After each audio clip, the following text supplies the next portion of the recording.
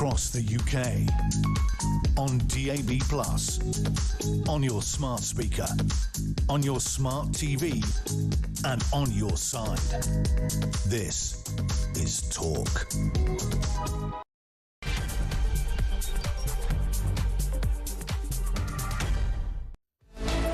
Hello there, and a very good evening to you. This is Talk, and it is Petrie here with you for the next 3 hours. And coming up at midnight, I've got a special hour for you at midnight because it's the summertime, and I wanted to have a guest in for the hour, but also your calls. So we've got Monica Price coming in, who's the nutritionist, and last time that she came in, there were loads and loads of people wanted to speak to her. So I'm hoping that the same happens again at midnight. So what we're going to be talking about, I'm really interested in the idea that you can eat yourself well. And, you know, can good food cure any illnesses? Have you been diagnosed with something and you changed your diet and it helped you enormously with your health condition? People with autoimmune diseases, a specific diets that they can have that helps them. People obviously with heart attacks, cutting down cholesterol, all of those things. And the other thing is, how much more expensive is it to eat in that way, to eat better for your health? I mean, the numbers are extraordinary. It is so much cheaper to eat highly processed food that is not good for you. It just is. It's a lot cheaper. So that's what I want to talk about at midnight. Monica Price will be here and she'll be taking your calls. So I'd like to hear from you. Have you changed your diet to help with your health condition or to help with somebody in your family's health condition? And how did you do it? Did you research? Did you just know instinctively what you should and shouldn't be eating? Let me know. I'd love to hear from you on this. 0344 499 1000.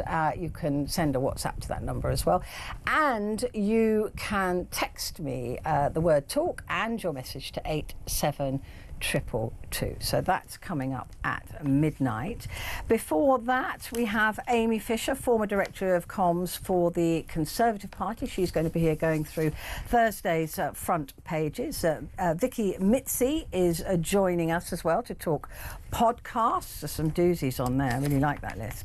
And the fabulous Lottie Hume will also be joining us with some entertainment news. But before all of that, as we've been hearing, the US president is set to meet his Russian counterpart in Alaska to discuss the Ukrainian conflict on Friday. Missing, obviously, from that meeting will be, I say obviously, but it is Volodymyr Zelensky. He is not going to be there. But today was the day that they all had these diplomatic talks. Europe and the coalition of the willing wanted to speak to Trump first because I guess they know how easily he changes his mind. So they wanted to really speak to him and say, look, this is what we need. This is what can't happen. This is what might, should happen. But thank you, Mr. Trump, for doing your bit.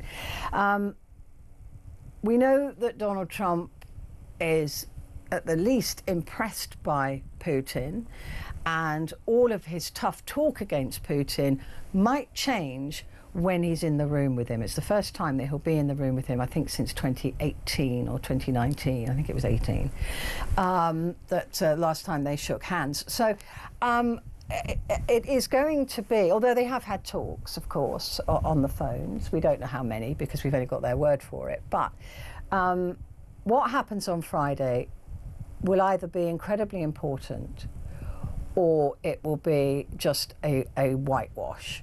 Europe has impressed upon Mr. Trump that land must not be taken by force by Russia, which is ironic considering that that's what they've already done. But in terms of boundary changes, it mustn't be forced on Ukraine. Well, let's talk now about this with Scott Lucas, international politics professor and founder and editor of EA Worldview. Scott, thank you for joining me. It's great to see you again. This is, like I said, it's difficult to know which way this is going to go, and that's the Trump effect, isn't it? Yeah, it is, Petrie. So I think the best thing to do is to say where we are right now and then what may happen on Friday. Vladimir Zelensky, the Ukrainian president, I think has given us some useful guideposts coming out of that discussion with the 9 European leaders, including Keir Starmer and Donald Trump today. And there are 5 principles here, and you've begun to summarize them, which is useful. First is Ukraine has to be involved at some point in terms of negotiations. So Trump and Putin can't carve out a deal that they impose on everybody on Friday. Secondly, there have to be security guarantees. So it isn't just a question of territories you're laying out. Ukraine has to, after this invasion has ended, get guarantees of cooperation from its partners that it will not be left undefended, because Russia could invade yet again. The third is that the immediate ceasefire is the priority, and that's been said for months by Ukraine and Europe. Then I think the final 2 are really, really interesting. Ukraine must continue to have a path to European and NATO prospects. Now, that probably means that Ukraine must be allowed to come into the European Union, which of course it's applied to do. And at the very least, even if it cannot become a member of NATO, I think it'll have an association with NATO. That has to be left open. Russia cannot veto it. And then finally, if Russia does not deal, if Russia does not negotiate, then there will be tougher sanctions. And what's interesting, Petrie, is as you and I speak at this point, I think in part because of some very skillful diplomacy by Zelensky and the Europeans, they've moved Trump to this position. He spoke a few hours ago after the call, and it was the toughest that Trump has been in terms of the terms. He was saying, Ukraine cannot give up territory. I'm not going to make a deal with Putin. And if Russia is not willing to end the invasion, there will be, quote, serious consequences. Now, that's all well and good, But the fly in the ointment is what you brought out. That is, Donald Trump notoriously is unpredictable. He swings back and forth, and he listens to the last person in the room. Well, on Friday, the last person in the room is going to be Vladimir Putin. And Putin's going to tell him, oh, we're not the aggressor here. We're the victim. NATO forced us to do this. Ukraine forced us to do this. Mr. Trump, we want to give you that Nobel Peace Prize, but do it on our terms, which is we have to be given more than 20% of Ukraine, and it has to be recognized as Russian territory. The rest of Ukraine has to be kept weak, demilitarized, and neutral. That means no ties with the West, with NATO. And all those sanctions, let's make them go away, because you and me, we could have a beautiful economic partnership. That's going to be the lines that come out on Friday. What you and I cannot predict is, does Trump do what he did 7 years ago at Helsinki, which was notorious, where he just caved to Putin and in fact chose Putin over his own US agencies and intelligence services? Or does he show some resilience and tell Putin, no, the priority is the ceasefire? Ceasefire, then we talk about the other terms, but the priority is the ceasefire. Does Trump dare do that? I mean, like you said, he is so unpredictable. And even after today, when all the European leaders with Zelensky were trying to impress upon him, look, Putin is bluffing. He doesn't want a ceasefire. He doesn't want to stop this war. He wants the whole of Ukraine. And if he can't get the whole of Ukraine, he wants that 20% and to put in a proxy leader into a Russia-friendly leader, as you said, to weaken Ukraine. None of those things Zelensky is going to agree to.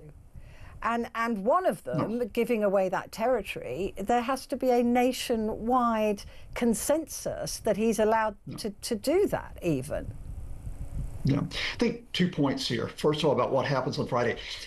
What a lot of the media haven't discussed, and I think what's interesting here is who else is in the American delegation in Alaska, and who else is in the talks with Putin. The real risk here, and people know this because it didn't just happen in Helsinki, it's happened elsewhere in Trump's first term, is that Putin gets him one-on-one. They only have translators in the room. And indeed, on one occasion, Trump told his translator, don't you tell anybody what happened, and rip up your notes. So the Russian version of what happened was the only one that was out there.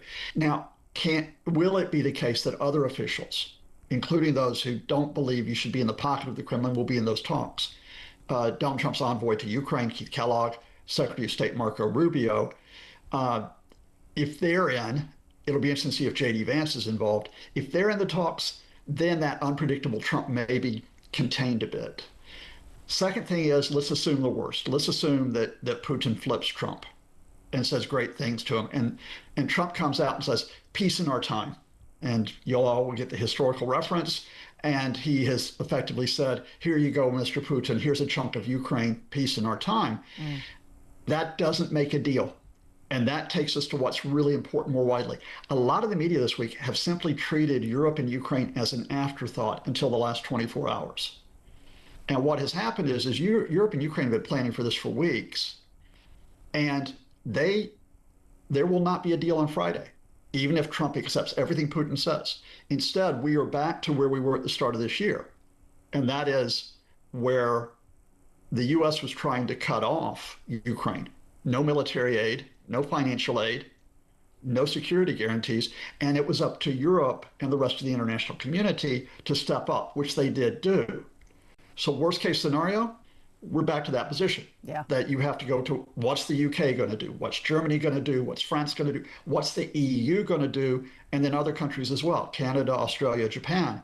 If they stand firm, this deal cannot be imposed on Zelensky because, as you pointed out, even if he wanted to concede 20% of Ukraine, Ukraine's constitution does not allow territory to be given away without a referendum.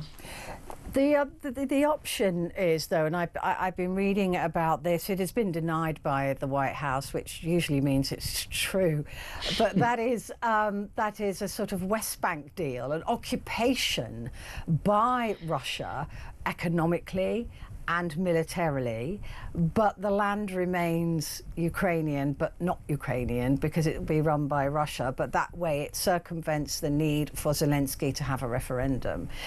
Could that be on the table? I mean, it's a lose-lose situation for Ukraine, but could that potentially be on the table, do you think?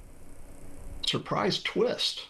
The White House may actually be telling the truth here. Oh. Because, in fact, if you go to Vladimir Zelensky, and in fact, this has been discussed in Ukraine for months. They just haven't been as public about it. But if you look at what Zelensky's saying, he's saying, look, ceasefire, and you freeze the front lines. Now, when you freeze those front lines and you go into further talks, you're accepting a Russian occupation of part of Ukraine in the short term. Ukraine and its European partners know that you cannot force the Russians out militarily. They've just got too much manpower in there. They're not winning the war, by the way. That's a falsehood that's spreading. But it doesn't mean Ukraine's going to win it militarily either. So you have to accept the short-term occupation, and that may be for some time. In return, however, the rest of Ukraine is given the path to be economically stronger, to be militarily stronger, and to be politically stronger. In other words, path into the EU, if not NATO membership, then working with other NATO members, including European members, in terms of defense investment, defense production, intelligence sharing. We would be in a position which would be similar to that of the two Germanys in World War II, after World War II, in the Cold War. There had to be an acceptance that East Germany was in the Soviet sphere for 40 years. Nobody was going to push the Soviets out and overthrow the East German government. But in return, and European policymakers and the Americans worked to build up West Germany. Founder member of the European Economic Community, today's EU, key member of NATO, and one of the most prosperous and rapidly growing countries, technologically and economically, from the 1950s until today. That came at the cost of a divided Germany. But I think that's the Ukraine scenario right now that Zelensky and his advisors are looking at. Really? They will never, genuinely, in order that they can get it back one day. One day, they will never formally give up this territory, which is what Putin wants. Remember, Putin annexed not only Crimea, he annexed these 4 regions of Ukraine, 2 in the east, 2 in the south, in September 2022. They will never agree to that annexation, nor do I think will the international community agree to it. I don't even think Trump will at this point. And Ukraine will also say, we're not only not recognizing this as Russian territory, we're not going to have you put a veto over what we do militarily and economically to make sure that we remain independent, sovereign, and prosperous. I've got a lot of Ukrainian friends, Petrie, and they have been incredibly valiant against not only the Russian military onslaught, but all the disinformation, the propaganda, the smears. They've stood firm, but they say, look, we have to be pragmatic here as well. And that is, we have sacrificed a lot. We've lost a lot of folks. We haven't lost this, but we do have to accept in the short term that part of our country will be occupied by the Russians. Will there have to be, therefore, a buffer zone, and will that push out or push back into that territory in order to create a buffer zone? Well, the buffer zone is what Russia holds right now. See, this is the thing, right? If you're talking about a buffer zone, what do they hold? They hold part of eastern Ukraine, which is an area between the rest of Ukraine and the border. That's their buffer zone, the regions of Donetsk and Luhansk.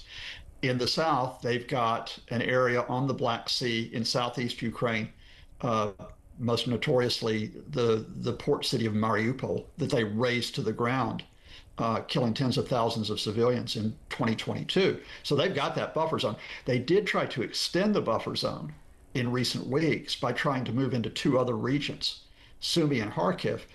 And so help me, nobody's recognized this story because the narrative has been Russia's winning. Ukraine actually pushed them back and prevented them from expanding that hold of territory, that buffer zone, into two other regions. So no, I think the lines are there, Petrie. In other words, Ukraine and Europe are ready for the ceasefire to take place. The reason why we don't get the ceasefire, and it needs to be said loudly, is that Vladimir Putin wants more territory. He doesn't want to stop. He wants territory that Ukraine holds right now. He wants to make that part of Greater Russia because he has made that his legacy. He has told the Russian people, this is my life's work, which is here. And if he doesn't get it, he looks like a failure. And I suspect, with regret, that means that, we're not going to get a breakthrough on Friday. We're just going to get the tug of war, which is who gets the diplomatic and political initiative, depending on which way Trump spins. Well, let's say that there is an acceptance at some point of that land being occupied by Russia but not owned by Russia. Right. Presumably, Ukraine will be seeking absolute guarantees that that's as far as it goes. They will want security put in place to some degree because they're not going to trust Russia just not to keep pushing. But Putin will absolutely refuse that. He's already said if NATO troops, if United Nations, if anybody, goes anywhere near that line, then all bets are off. So he's just bullying everybody into submission currently. Who defends that line? Who defends that? Well, okay, let's walk this through because it doesn't have to be this way. And this, by the way, was the problem. The problem before February 2022 was not that NATO and the West were closing in on Russia. It's that NATO and the West did not give Ukraine enough backing against a Russian invasion. There's two things I would highlight here, which, again, they're there, but they haven't been noticed as much. Do you remember that minerals deal between the U.S. and Ukraine that we were talking about a few months ago? Yeah. And Ukraine finally agreed to it? One reason why Ukraine agrees to it, because those minerals won't be developed for years, many years. It brings the U.S. in with an economic stake in making sure that Ukraine is defended, because you have to defend those economic projects, right? Secondly, and I think more importantly, if you look at, for example, the vast increase in Ukraine's defense production, and Ukraine's now one of the largest defense producers in the world, is in the western part of the country, far away from the front line. Yeah. Especially drone factories, drone manufacturing factories, but there are other factories in terms of air support, other factories for ground equipment.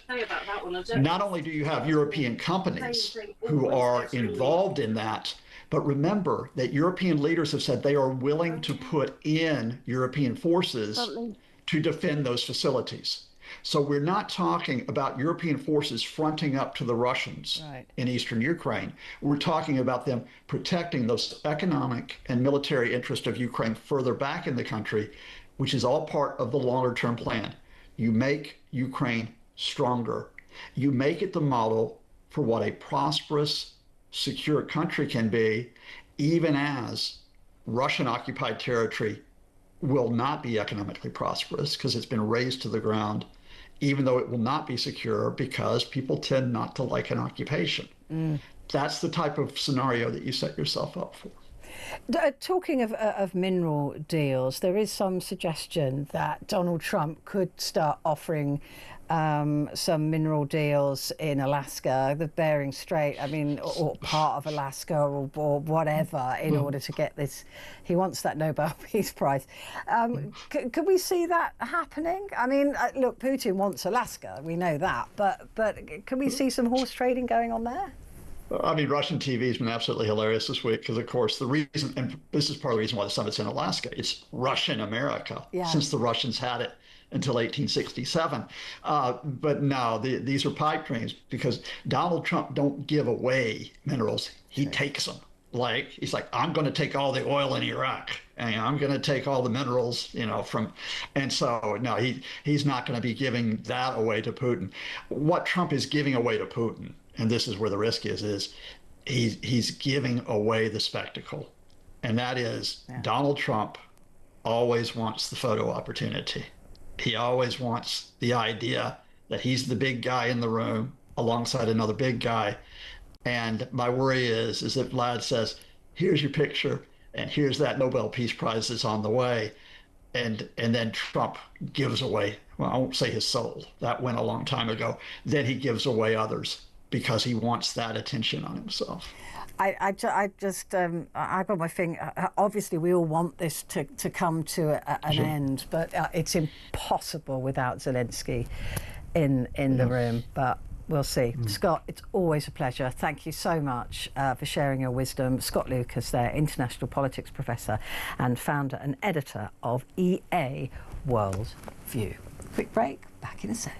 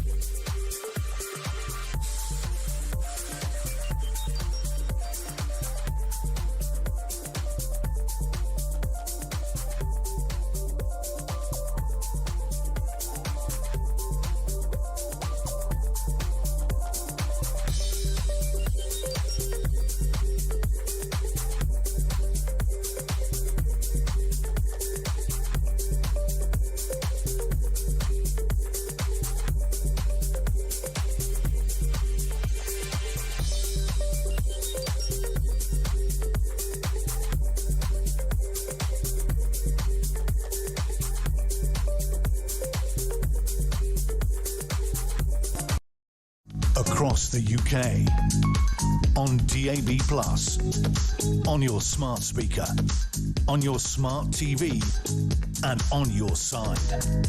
This is Talk. Hello there, this is Talk and it's Petrie here with you until 1 o'clock, and at midnight got a special hour for you of bringing a nutritionist into the studio for that hour to help out with any questions that you might have, and it's just really interesting to me, the idea that you can potentially eat yourself well. I mean, we all know that we feel better, don't we, if we eat a good meal, a good healthy meal, than we do if we eat some sort of, you know, takeaway or whatever.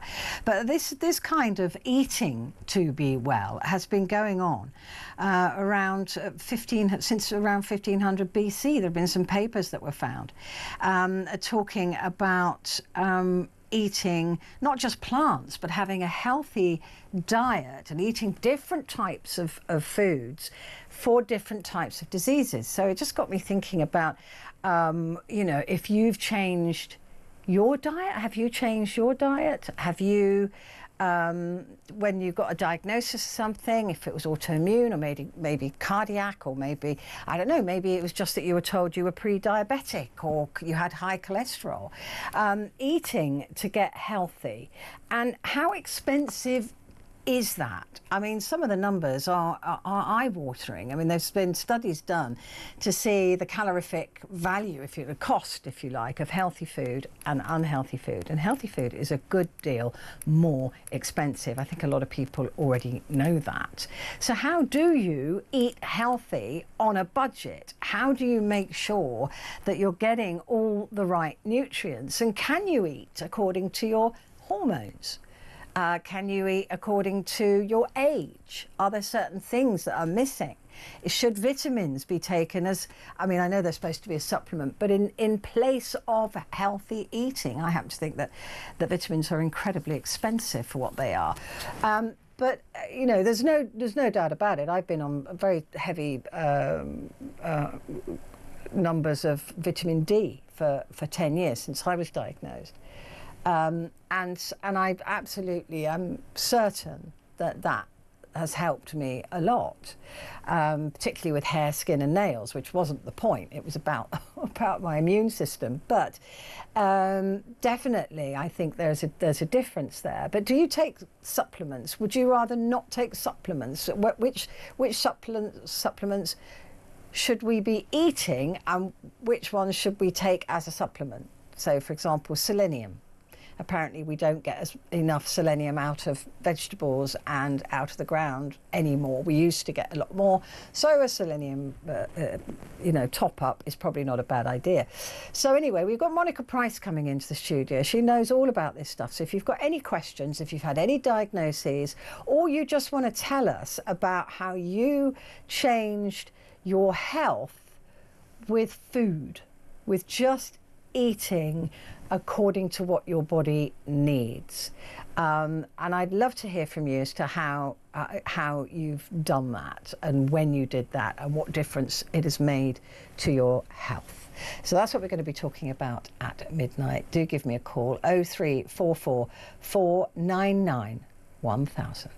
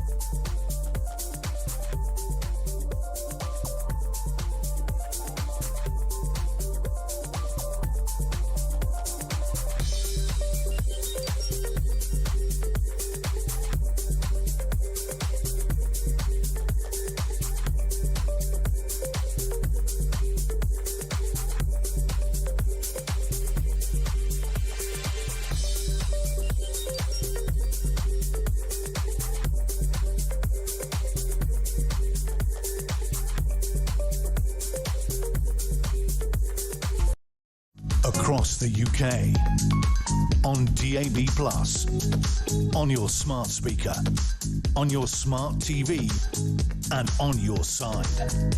This is Talk. Hello there, good evening to you. It is Petrie here with you, and let me remind you who's coming up. We have Vicky Mitzi coming up a bit later with her podcast review, and we have Amy Fisher, former Director of Communications for the Conservative Party, at the top of the hour to go through the newspapers for Thursday. So all of that is coming up. But first, it is the fabulous and gorgeous Lottie Hume, senior reporter at The Sun.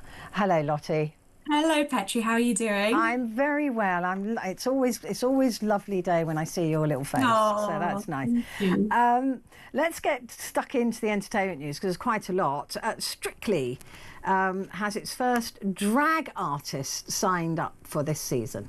Absolutely. And you know what? I know that you are just desperate for Strictly to start. I know how much you love the show. We've got the first drag artist to compete on BBC One show Strictly in the form of Lavoie. She is, so the entertainer is known off stage as Chris Dennis and is expected to dance with a male pro on the new series. But they're no stranger to our TV screens. Lavoie has been on Britain's Got Talent, RuPaul's Drag Race, and a show insider has said producers are already trialled having a drag artist on the show in the form of Taste. So Taste was on the Christmas special last year and won. And Lavoie is a bit more of an old school entertainer who's a little closer to the traditional Strictly audience in terms of style and vibe. And so it's just another example of Strictly kind of, pushing at the boundaries and making changes that the show's audiences will then have to adapt to. But talking of the lineup, we've now got some Strictly names for the new series, which is really exciting. So Drag Race star Lavoie was one of the first today, as well as Chris Robshaw. So they are, the most recent names to be announced. And then the first name to be announced was Gladiator star Nitro. He took part in the Christmas special last year as well. Other names include Love Island winner Danny Dyer, Doctor Who star Alex Kingston, former footballer Jimmy Floyd Hasselbank. Then we've got, for the soaps, EastEnders actress Balvinder Sopal, who plays Suki Panazar, and a YouTube star named George Clark. And I'm sure, we're going to get more names imminently. So, yeah, I'm excited. I can't wait. I am a bit of a Strictly fan. I'm glad you are. And a lot of my friends will be excited as well. It's just not for me. But, I know. But Lavoie is quite tall, right? Quite tall, yeah. How are they going to manage when they put heels on as well? Well, exactly. And I think there has been a bit of speculation as to whether Lavoie will be with a male or female dancer, I think because of the height. But it's looking like, from what's been reported, that Lavoie will be with a male dancer. But it will be interesting to see. I love it when they announce the pairings. I think that's one of the most exciting parts. Because when you find out which way it's going to go. Exactly. Brooklyn Beckham. Now, I read through all of the notes on this, and I just thought, this is just spoilt rich people Yeah. I just don't understand, no. They don't get on. So Brooklyn Beckham has had a vow renewal. I mean, they've only been married, a couple of years, 3 years, I think. And they just had this other flash renewal vow. Exactly. And, all eyes are on the families, the Peltzers, the Beckhams at the moment because of this divide, the split that's going on, the family feud, as it were. And they've had this really, really kind of obscene vow renewal, Brooklyn Beckham and his wife, Nicola Peltz. Obviously, as you said, they've been married for 3 years. So it's been branded a big gratuitous display of wealth. It's just attention seeking, isn't it? Well, if you see the pictures, I mean, it is a massive ceremony that they've thrown. It's been presided over by Nicola's billionaire dad, Nelson. Her mum was there. I think she did a nod to the mum by wearing her wedding dress. But none of the Beckham side were there. The grandparents weren't there, Victoria and David. And it's just kind of feeding into this whole narrative of, the feud that's going on. And it's, they've said that 10 years down the line, fair enough, a source has said that is close to the family, maybe even 5, but 3, I think that's why they're kind of questioning what this is and what the purpose behind it is. Yeah. You can tell Brooklyn's absolutely head over heels in love, and I think his family are very happy for him in that respect, but it was a strange one. I think it was a weird one. It's just, I just think it's that sort of generation of very spoilt people just wanting to be the centre of attention over and over again. It's like, you're married, now get on with it. But I suspect it's quite boring now. It's just like, oh, we're married, we haven't had a photo opportunity for a while. Let's do it again. That's what it feels like. It's just spoilt brats, really. It seems quite pointed, especially because of, the fact that Brooklyn and his parents haven't spoken. I think, and it's nasty as well. Yeah. Oasis are livid with Edinburgh's snotty and snobby attitude. Yes. Yeah, I mean, this is an interesting one. Liam Gallagher has taken a big old swipe at Edinburgh Council officials during the final night of the Scottish Oasis comeback gig. He's taken more than one swipe. So the legendary rocker, he's furious at council chiefs because they branded Oasis fans drunk, Larry, fat and old in their secret safety briefings. So, there's a huge amount of revellers, 210,000, who were set to descend on the capital for the 3 sellout shows. These have been taking place at Murrayfield Stadium. And officials claim that these concert goers would be mainly rowdy, middle-aged men who take up more room, will drink medium to high level intoxication levels. And they thought that the revellers would pose a risk to Scotland's capital, and the Fringe Festival, rather. So Liam's called them out. Like, obviously he's going to do that. It's Liam Gallagher. He's said that they should leave town. And then on their final night at Murrayfield, he demanded an apology. And he used words that I will not repeat on your show, don't you worry. And then on Saturday night, there was another sweary rant at the local authority.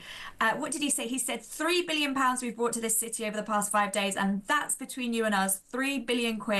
You won't see any of it because they'll rob it and spread it among their posh, ugly mates. And then he said he's still waiting for the apology. That statement included a lot of words that I can't repeat. But I think we can guess. I think we can guess.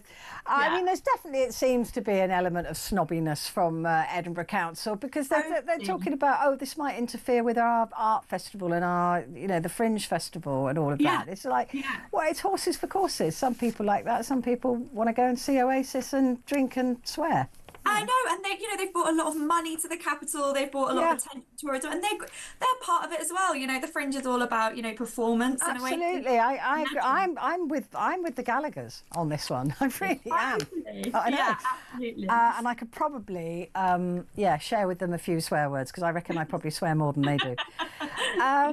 This talk about spoil. This next story, actually, I think it's ugly, honestly. But I'm with you. Cristiano Ronaldo has brought his long-term girlfriend an engagement ring worth, some are saying, about £3.7 million.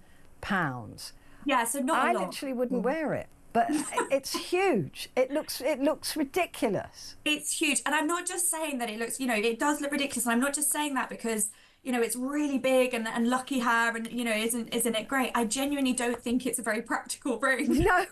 Do you know what I mean? Like, I can't imagine doing, household chores. Not that she probably does, but anyway, Not with those nails, she not doesn't. with those nails. So Cristiano Ronaldo, I mean, it's great news. They've obviously got engaged, him and Georgina Rodriguez, and the ring, like you said, engagement ring is worth millions. I mean, just looking at it, you can tell that it's worth a lot of money, but we knew that he would splash the cash when the day came to propose, and he shared a picture of her hand. She's got a massive diamond ring on it. We don't know much about where he bought it or when he bought it, but like you said, jewelry experts have kind of shared their 2 cents regarding the potential estimate. Some have said it's 37 carats, worth a staggering 3.7 million. I think that's the most expensive estimate. Then another ring specialist has said around the figure of 1.5, and someone else, a jewelry aficionado, said 35 carats and worth up to 2.2 million. So either way, whatever number it is out of all of them, it's a very expensive ring. Yeah, I mean, even if you've got that, I mean, first of all, I think you can get them in a cracker that look exactly the same, right? They look exactly the same, and they're practically I want free. one. I need to buy my crackers somewhere different. Honestly, it just looks so over the top. And secondly, you would never dare wear it out.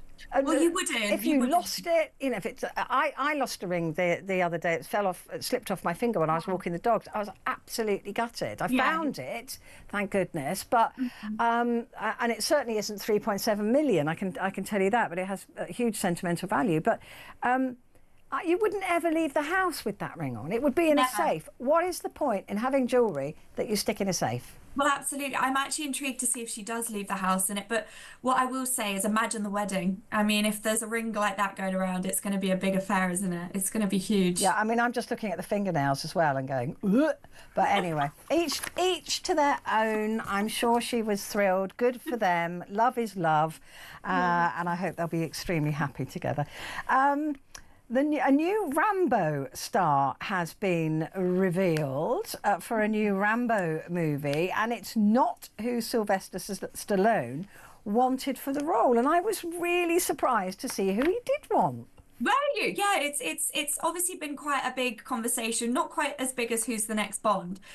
But Rambo is obviously an iconic film, isn't it? And Sylvester Stallone wanted a particular actor to, as he said, take the baton when it came to that point. The film Rambo First Blood was first released over 30 years ago. It's a timeless action film for fans. It was co-written by Sylvester. I don't think he's anything to do with this particular film, but he is aware of who's been cast. So the film will see actor Noah Centineo, who's 29 years old, play the iconic role. He got his first big break when he took over the role of Jesus Adams Foster in The Fosters. He's played various other key roles. He's been in music videos. He's very, very up and coming, and he's, successful now in his own right. But he's going to play a soldier, and we'll follow him around the Vietnam War in the film. It's rumored to be beginning in early 2026 with the filming and taking place in Thailand. But so basically, Sylvester Stallone, he was on Jimmy Fallon's Tonight Show last year. He said he'd actually passed the baton to Ryan Gosling, is obviously the Notebook, Barbie actor. He said, I met him at dinner and we're opposites. He's good looking, I'm not. That's how it works. He said, Ryan said he was fascinated by Rambo and just grew up having this big obsession of getting dressed up as him and all of that kind of thing. So yeah, Sylvester really had his heart set on him as the part. Ryan Gosling. I mean, you just wouldn't. I can't see it. No, I can't see it. Obviously, he was just flattered by Gosling. Charm. Let's just finally, just quickly, Calvin Harris likes chickens, cockerels to be exact. He's very proud of his beloved cockerel, raising it from when it was a tiny little chick. Yeah, he's very annoyed though, isn't he? Because basically his tiny chick, this is a big part. If you follow Calvin as a DJ, he used the rooster to promote his new single. It's a big part of his life. Like you said, he's, from a chick, Smokey has been a massive part of his life, and he looks after Smokey on his big farm, a rustic farm in Ibiza. But Smokey has died. He tragically revealed the news on social media. It's been killed by a neighbour's dog, and he was really, really, really unhappy about this. He shared on social media a tribute to what he said was a majestic cockerel, and he said he was absolutely gutted. He posted a photo and he said, "Rest in peace, Smokey, we love you. Raised this lad from a chick to a majestic cockerel, murdered by the idiot neighbour's grimy dogs." Absolutely gutted. And it is sad. Losing any animal is sad. And yeah, Calvin's not a happy man right now. Yeah, I know. It is sad because, I mean, although the headlines write themselves, I'm sorry, I'm trying to be grown up. Oh gosh, oh my goodness. I'm trying to be grown up about all of this, but still it is sad if he loved this cockerel that it died. And exactly, it is sad. I mean, I'm glad I didn't see that while I was reading. It might have distracted me, but here we are. They write themselves, baby. We're very grown up on this programme, I'll have you know. We're very mature, all of us. Lottie, it's always such a joy to see you. Thank you so much for joining me. Lottie Hume there, senior reporter at The Sun. Stay where you are. We're going to be talking podcast next.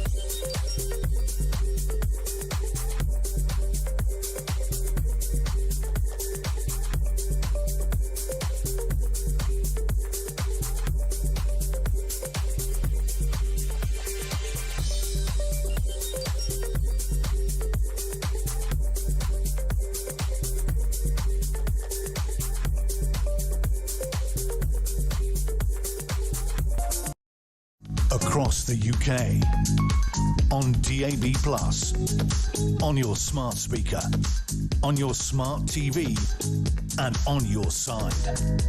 This is Talk. Hello there, it is Talk. Just a reminder that coming up at the top of the hour we have the paper review, and Amy Fisher will be here to go through the front pages. But first, Vicky Mitzi joins us now, journalist, broadcaster and host of the You Didn't Let Me Finish podcast. Hello Vicky, how are you doing?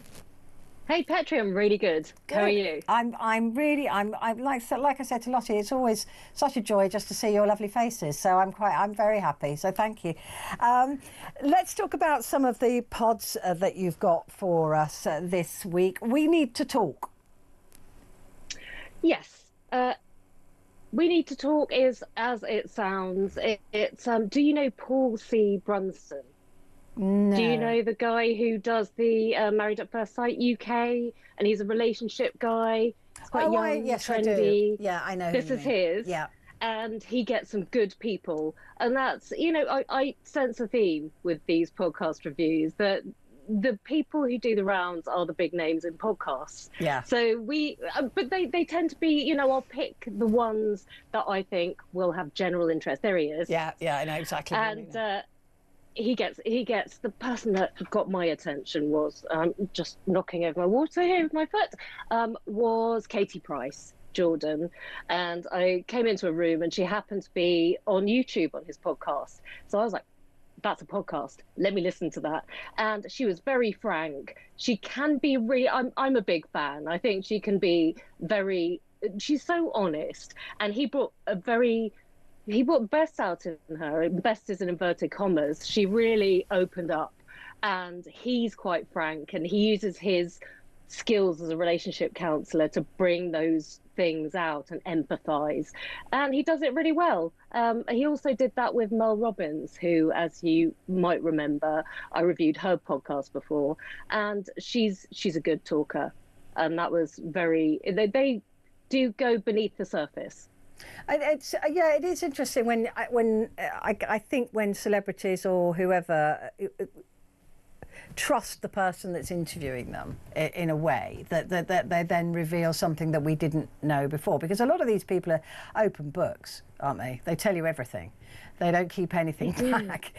They do, but it's interesting where these two particularly have a trauma related, and there seems to be a link that has been, because they've done quite a lot of podcast interviews that I've come across, and there seems to be a link between their traumatic backgrounds. Certainly Katie Price with her sort of rise to fame, you know, and Mel Robbins had quite a lot of bad experiences that are related to the way they are today.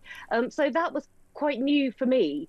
You know, that was new information. So he just kind of went a little bit deeper because, as you say, you know, they do open up and they are very open. But these interviews went slightly differently, and it was quite interesting for people like you and I who are interested in the dance of an interview. Yeah, exactly. And how it goes. I mean, that is commendable, isn't it? We've got a clip, I think, of this. So let's have a listen to We Need to Talk.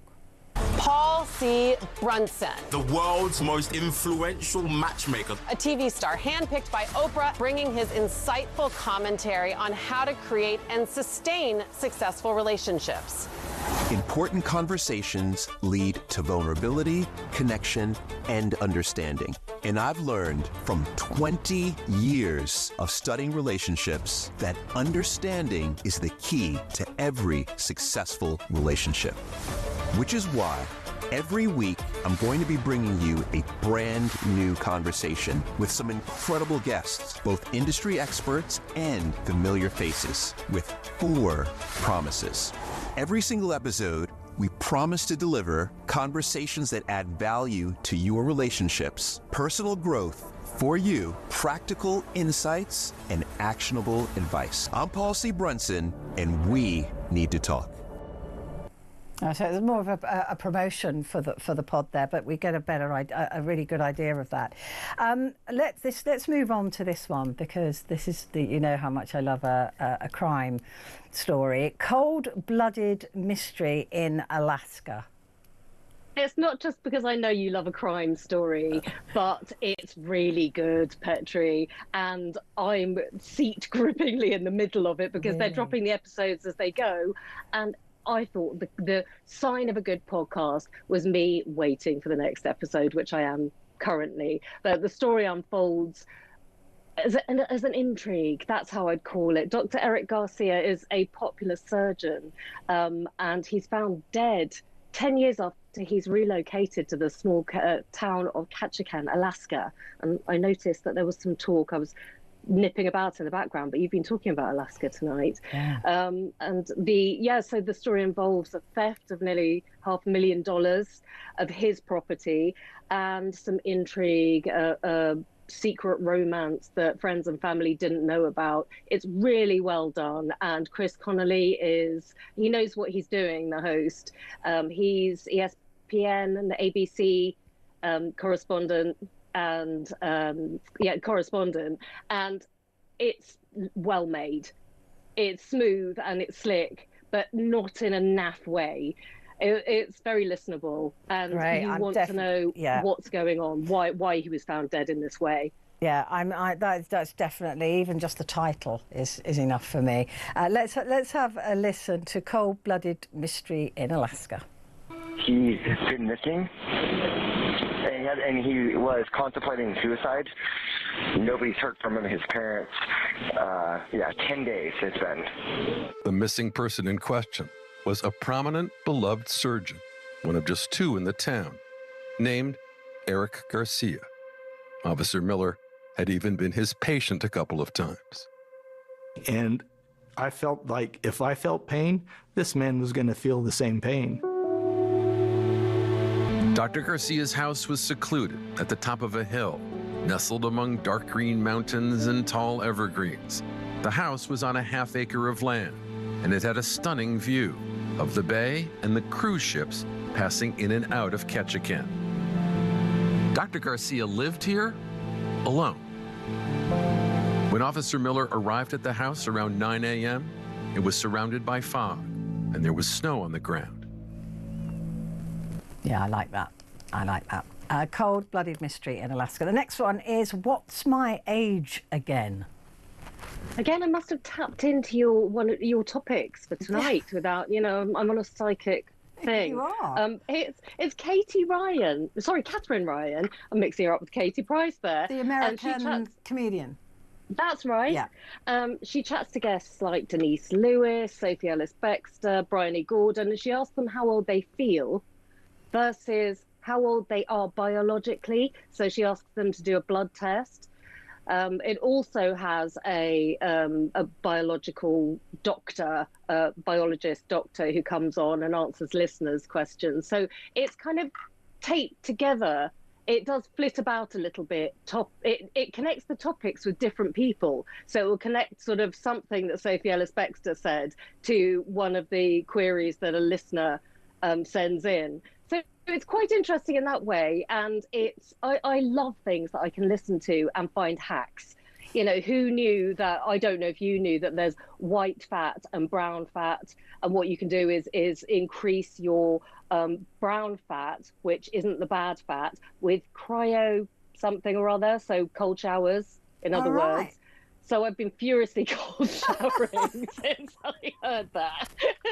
But I love things like that because, you can just sort of actually not have to do too much. And it also said, which is quite thematic, that different people respond to different diets in different ways. So it's actually quite true. I always thought, yeah, right. If you eat less and you eat carrots, then you'll be fine. But apparently some people don't respond that well. Yeah, no, that's exactly what you were saying, is that I'm going to be talking about that sort of thing from midnight, because it's just really interesting to see that people with certain diseases and certain health patterns and certain hormones, they do respond differently to different foods and different diets. So I think it fascinates me. It interests me.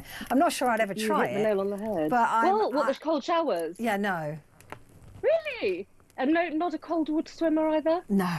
None of that? No. I can just about make the shower less hot, so I was lying. I could do slightly tepid, maybe, but I'm especially not, in this weather. Yeah, I'm not sure that I'm going to go all the way cold. Let's have a listen to a clip. Buxton, welcome. Hello, Catherine. So nice to see you. It's nice to see you. Are you very often a guest on other people's podcasts? Well, I've got a book to promote, so it's happening a little bit, but I'm trying to keep it to a minimum. And this one, I thought, this sounds good. It's like an appointment with a beautiful doctor. We do have a beautiful doctor, a real one coming out. Yeah, but you're also, you're like a beautiful psychologist doctor. That is true. I am beautiful. Did you want to promote your book so badly that you thought nothing of giving us your blood, or did that scare you a little bit? I didn't realize that was the deal. Okay, yeah. So I said yes when I saw your name. Fine. And then it was revealed to me that first I had to have a blood test. Yeah. And then it was revealed to me that I had to fill out quite a long medical questionnaire. Sorry about that. At that point, I emailed my publicist and said, I'm feeling very uncomfortable about Catherine's podcast. Yeah. Is there any way I can get out of it?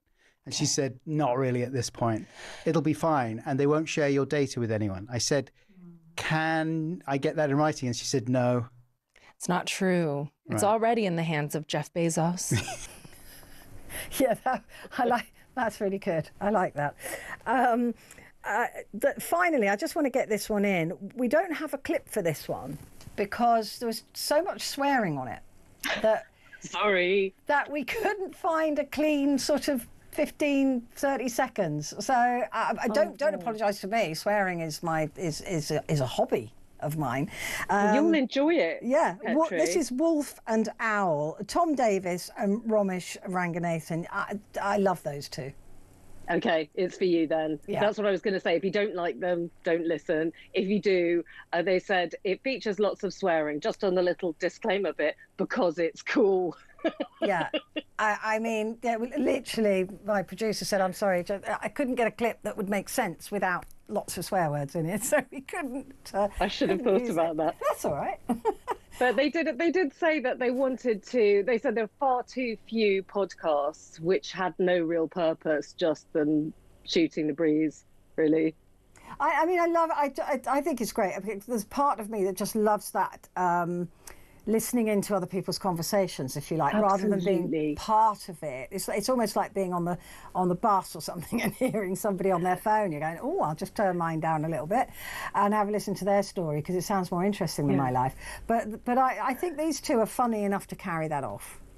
They are, and it's quite, you hit the nail, you got my next point, basically, that it's like walking into another person's conversation, but you feel familiar because you've heard them, and the lifestyle that they have is quite different than I have, certainly. Yes, definitely. So you can listen in and see what parties they went to, but they talk about their kids quite a lot in quite an amusing, self-effacing love way. it. I love all of those picks. Thank you, Vicky Mitzi, journalist, broadcaster and host of You Didn't Let Me Finish podcast. Coming up, it's the papers.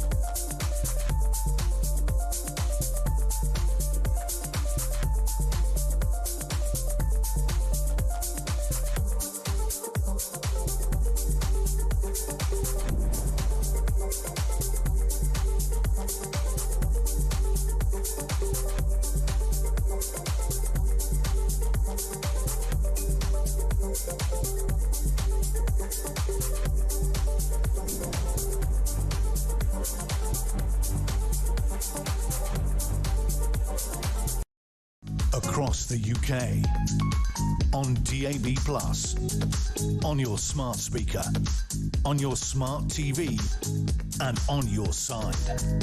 This is Talk.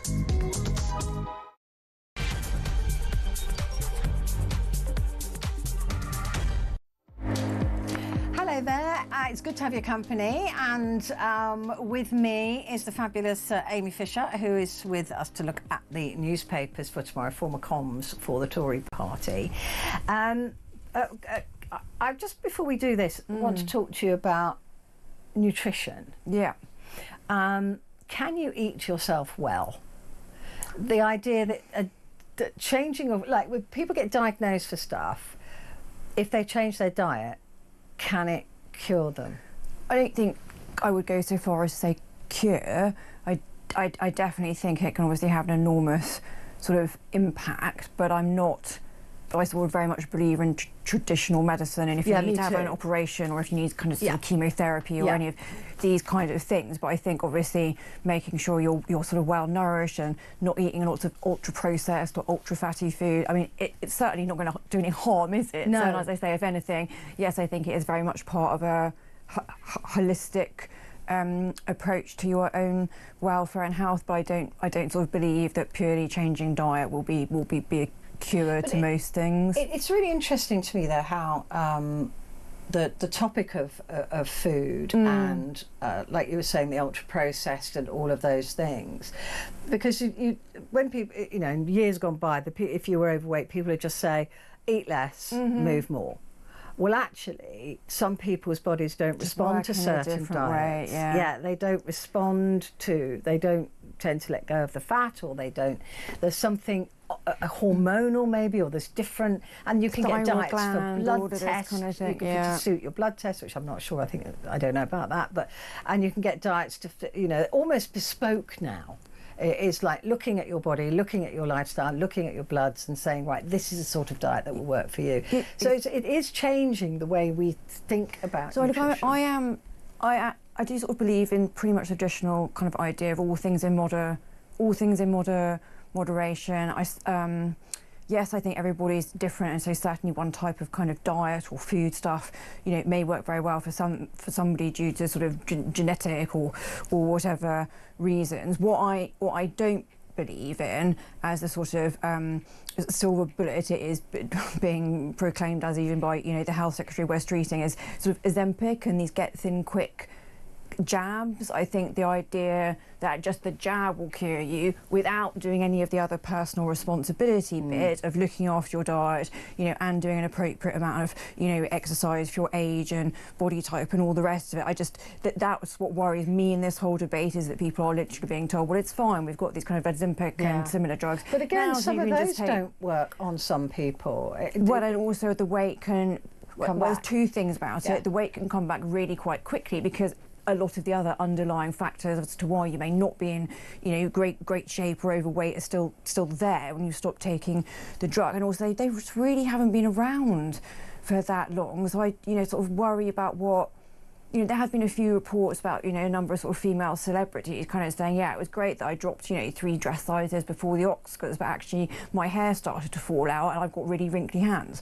I mean, you know, I'm sort of being slightly flippant about it, but there are, you know, it's not this kind of wonder cure. So I think it's sort of whatever it is that you're trying to sort of look after or make better or cure about your body, I think a responsible attitude towards nutrition and appropriate exercise goes kind of hand in hand with any of the other sort of drugs or external interventions that the medical profession thinks is appropriate. Yeah, but you know, it's not that easy to eat well. A lot of people say, well, it's just as cheap to eat good food as it is to eat bad food, and it's not true. There was a report by the Food Foundation found that 1,000 calories of healthy food cost an average of £8.51, while the same amount of less healthy food costs £3.25.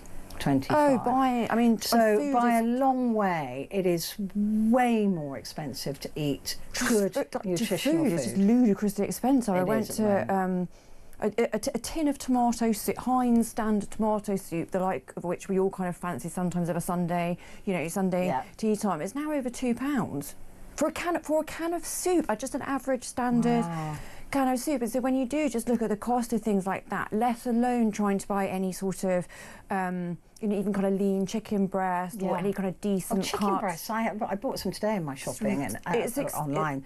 I was just like, what? That's nearly £7. No, it's really expensive. Any sort of more expensive than a whole chicken. Yeah, any sort of decent cut of, you know, meat, one that's perhaps not too fatty and all the rest of it. You know, fresh fish, a couple of mackerel fillets. God, I'm sounding really ancient, but I really fancied kedgeree the other day. Very traditional, especially as I just really fancied the kind of curried rice and fishes, and 2 mackerel, you know, sort of fillets of £7, you know, and that's you know, there's not generous portions. That's enough, you know, 1 fillet each is enough for, you know, one person with the other bit. So yeah, I entirely agree that food and being able to eat, you know, sort of decent stuff really healthily is very difficult and very expensive. And unfortunately, I don't think any of the kind of inflationary issues around the cost of your kind of weekly shop are going to go away anytime soon at all. And gosh, don't even get me onto trying to eat organic and sort of I'm lucky enough to come from a bit of South London where there's all sort of farmers markets and you know, quite literally free range children, but you know, walking down a particular, you know, road in my neck of the woods on a sort of Saturday morning to get vegetables for your Sunday roast, I mean, you're not going to get much change shy from 15 quid, right? I mean, that's a very standard range of, you know, traditional Sunday veg for kind of 4 people. You're not It's just very expensive. It really is expensive. There's a butcher's down my street, one of the posh ones, and I think I've shopped in there. It's been there for a few years now, probably 3 or 4 times. It's just it's literally prohibitive. And then if you are, looking at sort of the fast food, but not necessarily about McDonald's, but the sort of hot chicken shops and all that kind of thing. If you've been at work all day, and you just need to pick something up for supper, that's how you end up actually not having anything particularly nutritious, but that frankly has been cheaper and a lot more convenient than sort of training around Sainsbury's and being a little bit depressed by actually how little bit you've been able to get for any of your and don't get money, me started frankly, on going and that's out before you even tried to start cooking, started on the cooking of it. Or buying a loaf of bread that'll cost in Gales or in one of those places a £5. Yeah, it's just crazy. I mean, I make my own bread, so I can't be doing with that. No, it's profoundly depressing, and none of the supermarkets, whenever they're sort of pressing it, because prices have just been going up and up and up and up in a way that it's not just kind of 5p here. It's like one day you go to the shop and then suddenly the same item the next day is literally 50, 60, nearly £1 or more expensive. It's that level of kind of overnight increases, and whenever there are sort of the inflationary pressures go sort of down a little bit or supply chains decrease up, you won't find any of the big 5 supermarkets saying that they'll in any way pass any of that. No. As things become a bit less precious for them, I'm not saying they have an easy life themselves in terms of what have been increasing costs for all of the reasons sort of geopolitical and all the rest of it that we know about. I'm not saying they have an easy business model, but they never ever give any indication that any of these exorbitant rises that there have been over the last couple of years in particular are going to get remotely easier for your average. We know the prices go up. They don't tend to come down. No, never. And as I say, they're going up by increments that are not just noticeable, as in like, wow, that feels more expensive than it was a couple of weeks ago. It's like, wow, no, that's nearly £1 more. And as I say, the idea that a can of tomato soup is £2 is genuinely bonkers. That really is, because that is just a cheap It's a staple. But I limit my shopping to the same amount of money every week, just as an experiment, really. So I've got that limit.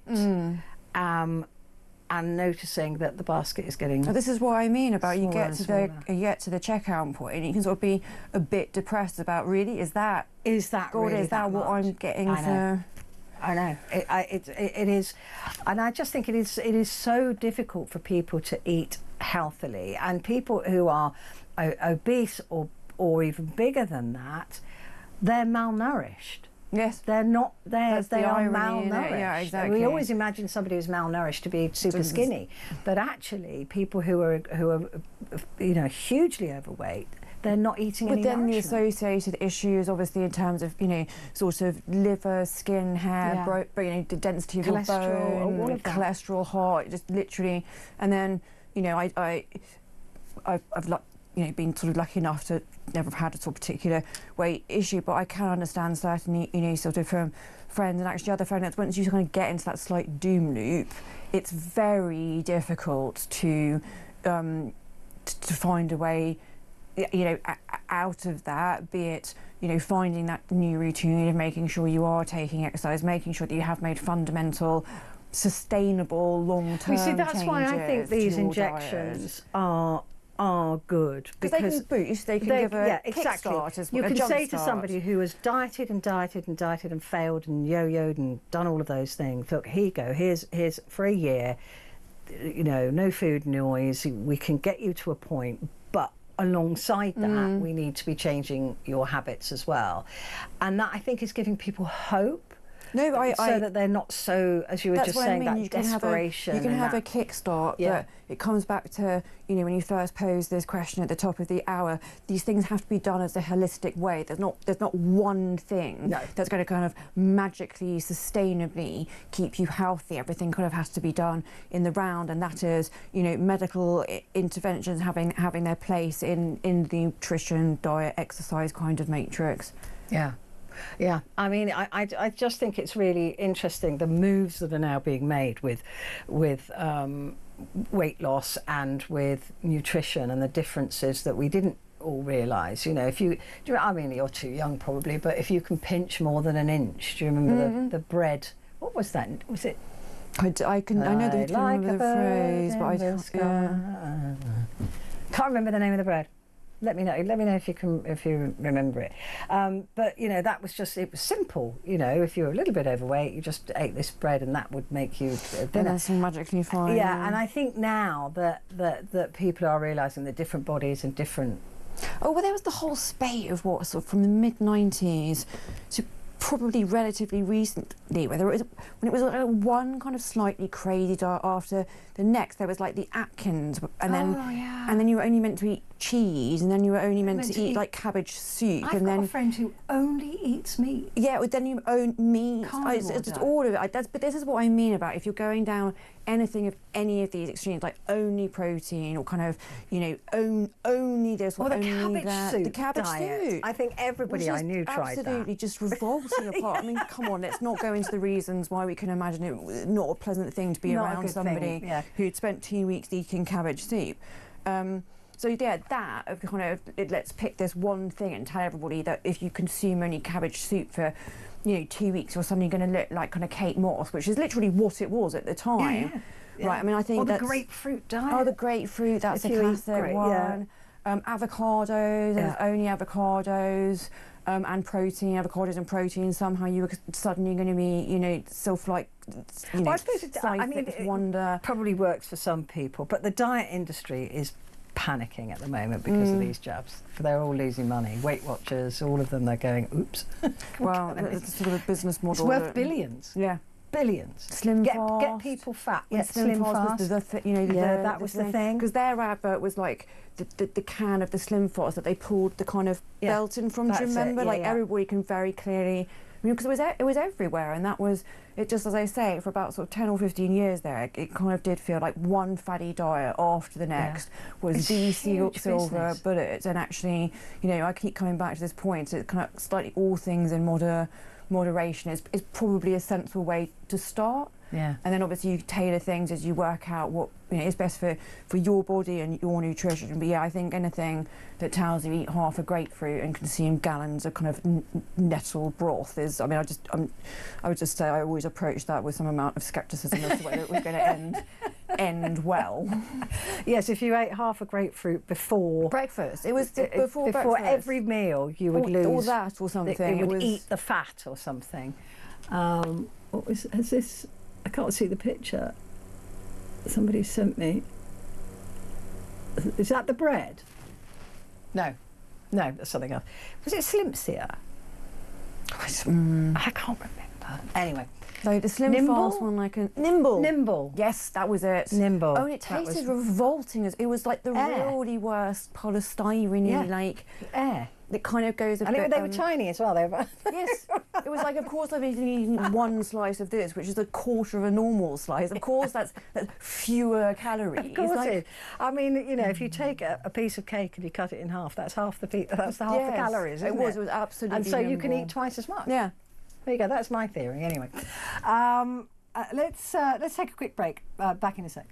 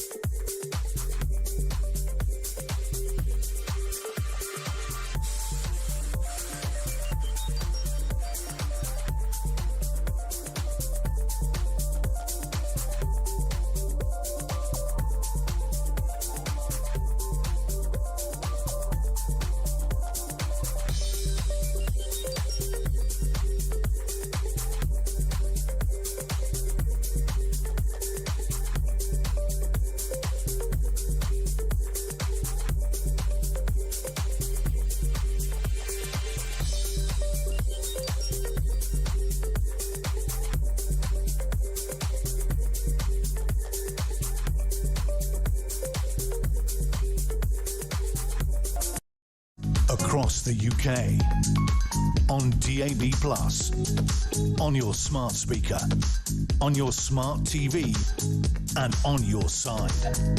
This is Talk. Hello there, it's Petrie with you, and Amy Fisher is with me, a former communications director for the Conservative Party. Let's have a look at the Washington Post. Of course, Washington DC, we know that the police have been taken over basically they've been federalised. They've been taken over by the president and his people. 600 troops on constant standby is the other story, talking about plans that would establish a domestic civil disturbance quick reaction force, which a lot of people are worried about in America, that this is who's going to decide what a disturbance is. It's just presidential militia, as far as I can. He's got his own little army, private army, and he isn't really trying to disguise that fact as to what he's doing. You know, there's having 600 odd personal cadre of troops to be deployed at his will. Yeah, it seems that it will be at his will, and that's the issue, because if he thinks that a peaceful protest is a civil disturbance, boom, he can then send his guys in. This is military boots in. I mean, already ICE is, I think, in the world, the fifth highest funding of any militia or any military or any whatever ICE is anymore. Yeah, they've got the funding. I was about to make that exact comparison. I was reading an article actually from the Washington Post a few weeks ago exactly about ICE, these immigration enforcement officials who, with the Trump crackdown on what he is defining in many cases, you know, illegal immigration and migration. And you know, the article and sort of directed you actually to some social media platforms where these ICE officials are, you know, jumping out of 4x4s, it's awful. Faces covered, armed, and accosting people. I mean, you don't know who they are. I mean, they're not identifying themselves. Okay, look, I'm certainly not saying it's fine for it to happen to be bad, but as a woman, I looked at them, the reaction was just, can you imagine how terrifying it is that it's literally illegal for kind of 3 burly men with their faces covered, not identifying themselves in any way. There's no uniform. It's sort of almost like the French style riot police, the really scary French guys who like are often plainclothes civilian, and then they have the sort of the bulletproof vest type. It's that with them, you know, baseball caps and you know, their faces covered. And as I say, as a woman, I could be walking down the street and then 3 guys like stop in a 4x4 and bundle me into the car, and boom, I'm away, gone. And if I'm lucky, maybe somebody's managed to get a few, you know, seconds. Well, I mean, if you're lucky, but to all intents and purposes, like what system have I then disappeared into where this is, you know, not just something illegal that they're doing, that they're very proudly promoting as, you know, I'm Trump, this is my big crackdown. Like, you know, I want people out on the streets not being identified as, you know, government officials or members of police or ICE or whatever, unidentifiable faces covered, swooping people into the back of unmarked cars. It is absolutely terrifying, and you know, if you're lucky, they're ICE. What if they're just random blokes pretending to be ICE? This is what I mean as a woman. That's what I meant about my reaction of just like, we're now in a world where literally just women or whoever can just be swept off the street into the back and of nobody pays any attention. And at best, everyone's like, oh, hopefully they were ICE and saw somebody from the government, even if they didn't identify themselves. This is what it's just like a mad dystopian sort of kidnappers paradise. And a lot of people think a lot of the January 6 Proud Boys or whatever they were called have joined up with ICE. But interestingly, an ex-Superman has become an ICE agent. Trying to remember his name. Is it Kane Dean or something like that? Oh, I can see him. Dean Kane, thank you. Dean Kane. Yeah, I can see him, exactly. He was the worst ever Superman, and he's now really proud to be an ICE agent, and they're getting signing up bonuses. Comparison I here, but it's know. like, do you remember? Or I was going to say, do you remember? Maybe you haven't stumbled across this televisual gem, which is in the early 2000s, Steven Seagal. Do we remember him? Yeah. The sort of big, tall actor guy, terribly unpleasant human, has been accused of lots of incredibly not very nice things. But he was he genuinely was a very big action hero for a while. So like Under Siege 2, like he was box, he was box office. Yeah, so he in the sort of mid 2000s, he then the program was called Steven Seagal Lawman, because he literally went and joined like the local sheriff's office somewhere quite rednecky. Yeah. And so then every week, it's extraordinary stuff. It is still on YouTube. No, but like I'm smiling because it's ridiculous. It's so he is quite an proven unpleasant human being. There's literally him just because he's quite sort of fat by this stage as well. So it's just sort of him like kind of fatly moving around, being a bit racist and telling people that he's, you know, a jiu-jitsu, whatever the weird martial arts. The Dean Cain, when you said, oh, the former worst Superman has joined up, I instantly thought, Steven Seagal Lawman, he's been there first. So when you get home late tonight, I'll have a look. Please, Steven Seagal Lawman. I'm going to look at that. Looks. It's compellingly bad. Oh, like it's genuinely, but it's compelling just because of him. But also, you really are looking at it and thinking, even for 20 years ago, how did this get off like a producers or like a brainstorming tape? How did this get made? But probably because, like you said, it's. You know, because he was a box office at one point. But he's very much past his prime at this point, and all of it is just so.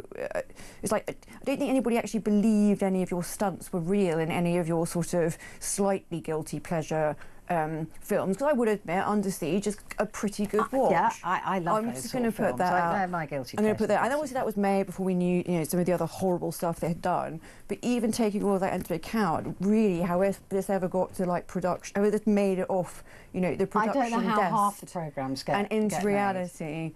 I don't know how half programs get made anymore. I just look at them and go, really? No, Somebody sat down and went, This is a good idea. This is great. This, as I say, Steven Seagal Lawman is very much in that genre of what? I'm definitely going to be. I should be interested to hear. Yeah, that is definitely something I will watch. Let's turn to the UK papers now for Thursday and the Independent. Zelensky, Putin is bluffing. He doesn't want peace.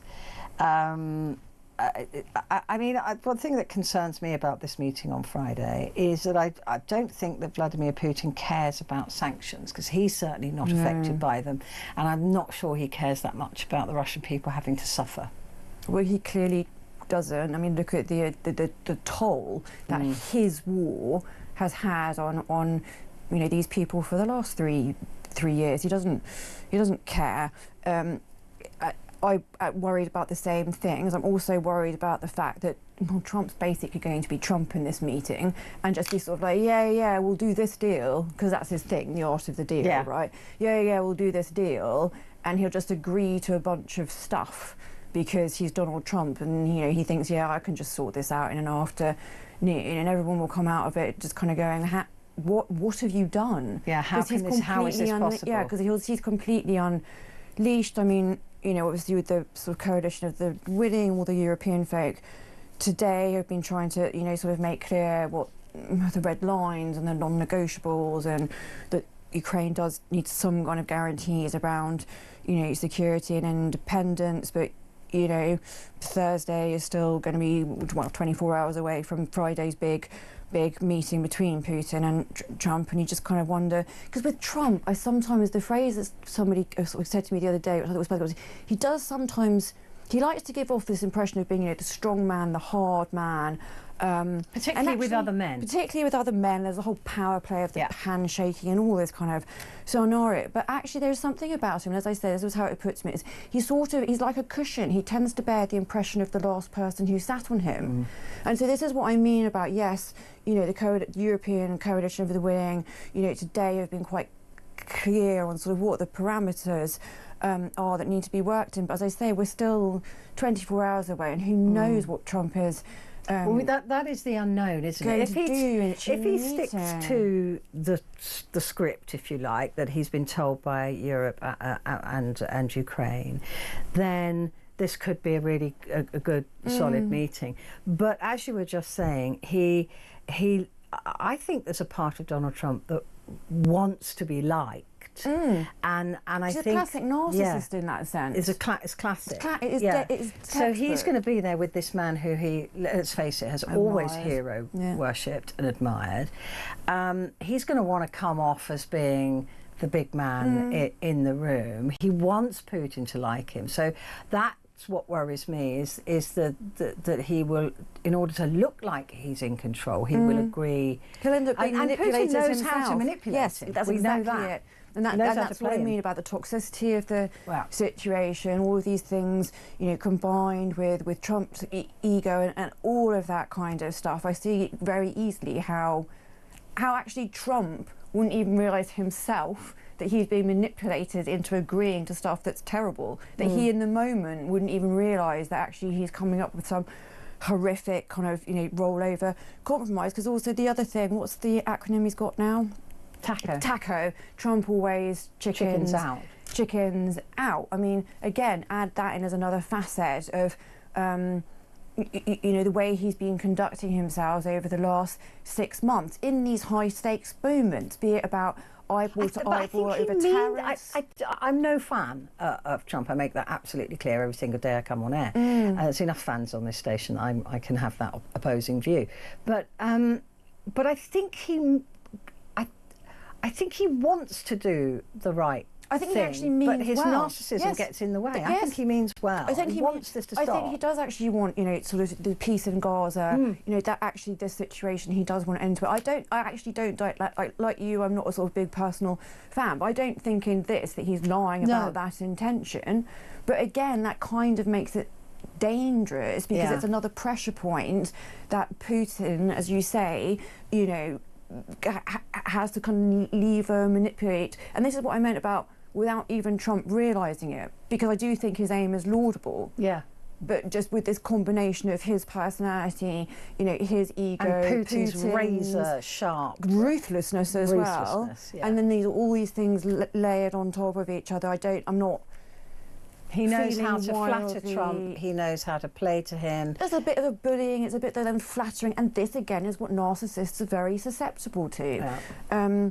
So this is why I'm not feeling really very hopeful about Friday's.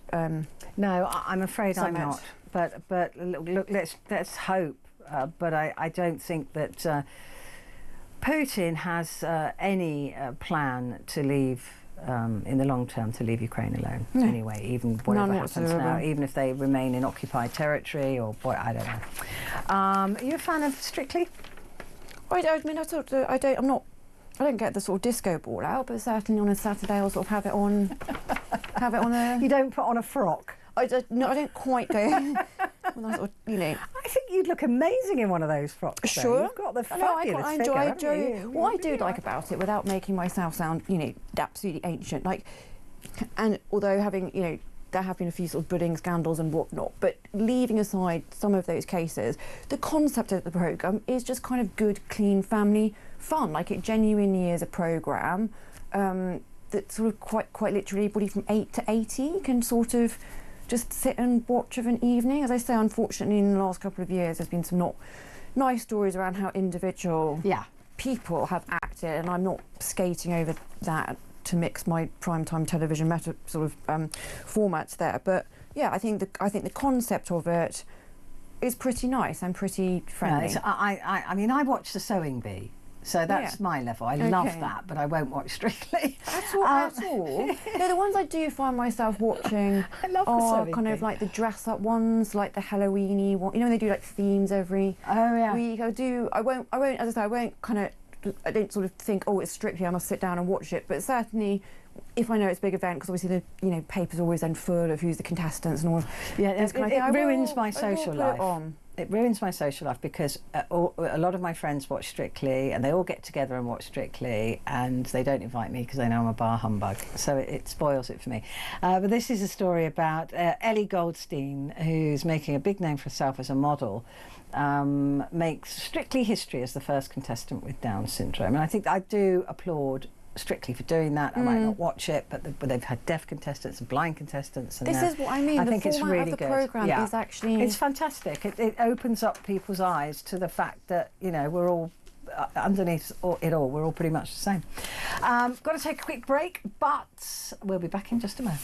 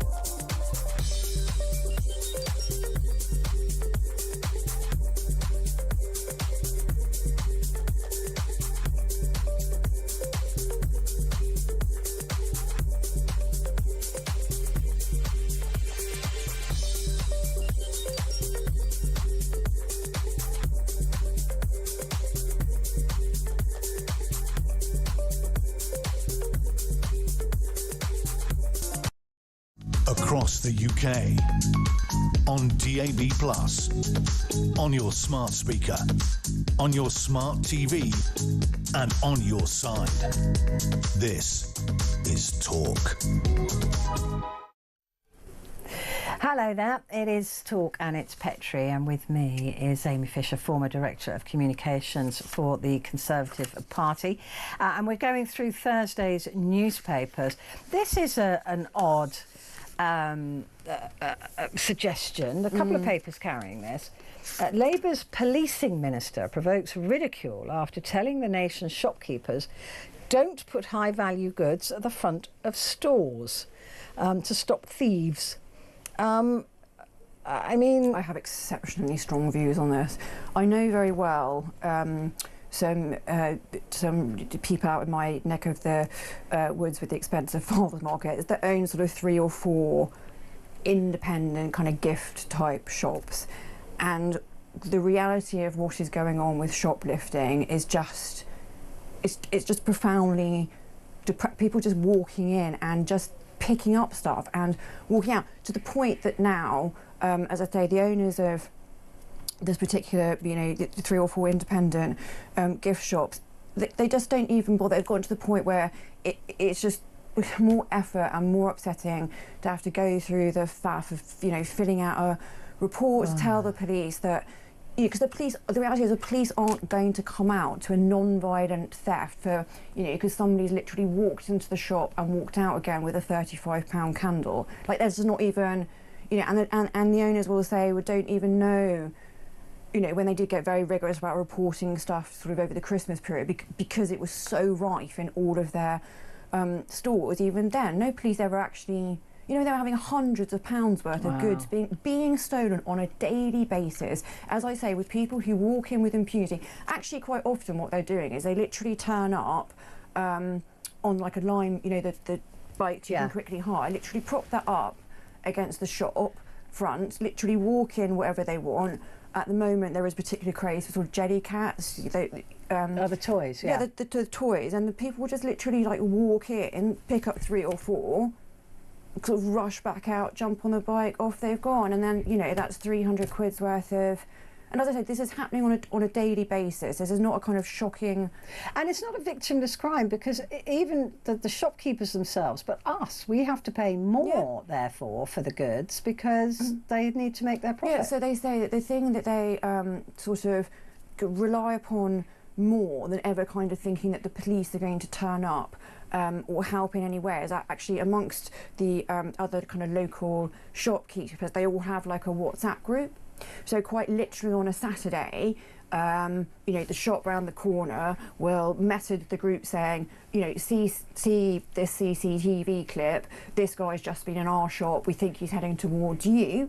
And like he'll be like a you know, a regular. That's literally how they're referred to. It's like the regulars who, as you might imagine, they sometimes relatively obviously would seem to have addiction issues of some sort. And then, you know, the idea being that at least if the shops are doing this kind of warning system on WhatsApp amongst themselves, then that just gives you a bit of a chance to kind of be on the particular lookout, particularly say on a busy Saturday or whatever, be on the particular lookout to sort of stop the people coming into the shop in the first place. Small so that shops they now don't have a lock the door, and you have to knock to be able to get in, which must be really bad for business.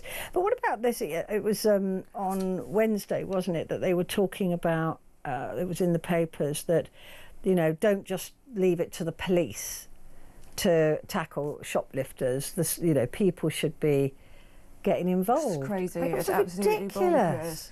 You know, I mean, if you're sort of, you know, a youngish woman or whatever, you're not. And as I say, these thieves are clearly like doing the rounds. They're targeting, and then whatever goods they are stealing 3 or 4 times a day. Oh, and it won't just be like this set of gift shops that's being approached. You know, even the other day, you know, sort of Marks and Spencer's at 10:30 in the morning. I was on the sort of way in to get my overpriced mackerel fillets, and a guy just literally kind of, he wasn't even in a rush.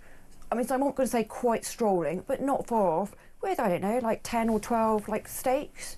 Just literally just walked out.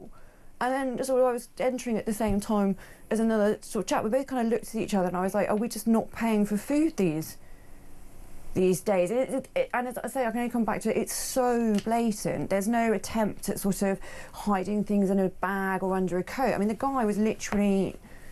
Yeah, I mean, and that's the thing, is they've become so brazen, and it's also the same with public transport, particularly here in London. There's been lots of videos around where the TfL staff just stand there and let these people going just through go the gates through. the other day. That was that was pretty much everywhere. That there were like 2 or 3 TfL staff, and they just don't the bother. gates next door. It wasn't as though it was the sort of other side of the concourse. It was literally next door. A couple of But I guess they've probably been told not to, right? Their unions or whatever probably said don't, because it's money and you might get injured. You know, you might get stabbed. But for somebody to suggest, for a police officer to suggest that we get involved with stopping shoplifting is so irresponsible. Yeah, that's... And this is just pathetic, isn't It's it? Just don't put expensive stuff by the door. You know, it's sort of your fault because you're sort of tempting them, aren't you? It's like, exactly. No, you're That's what you're saying. Missing the point with that one. So no, that was a big misstep. Yeah, that honestly, and like you said, now people are just not scared of it at all. No. They're just doing it. The FT talks again about Trump, which we've talked about. The Metro, the same. There will be no surrender. The I also.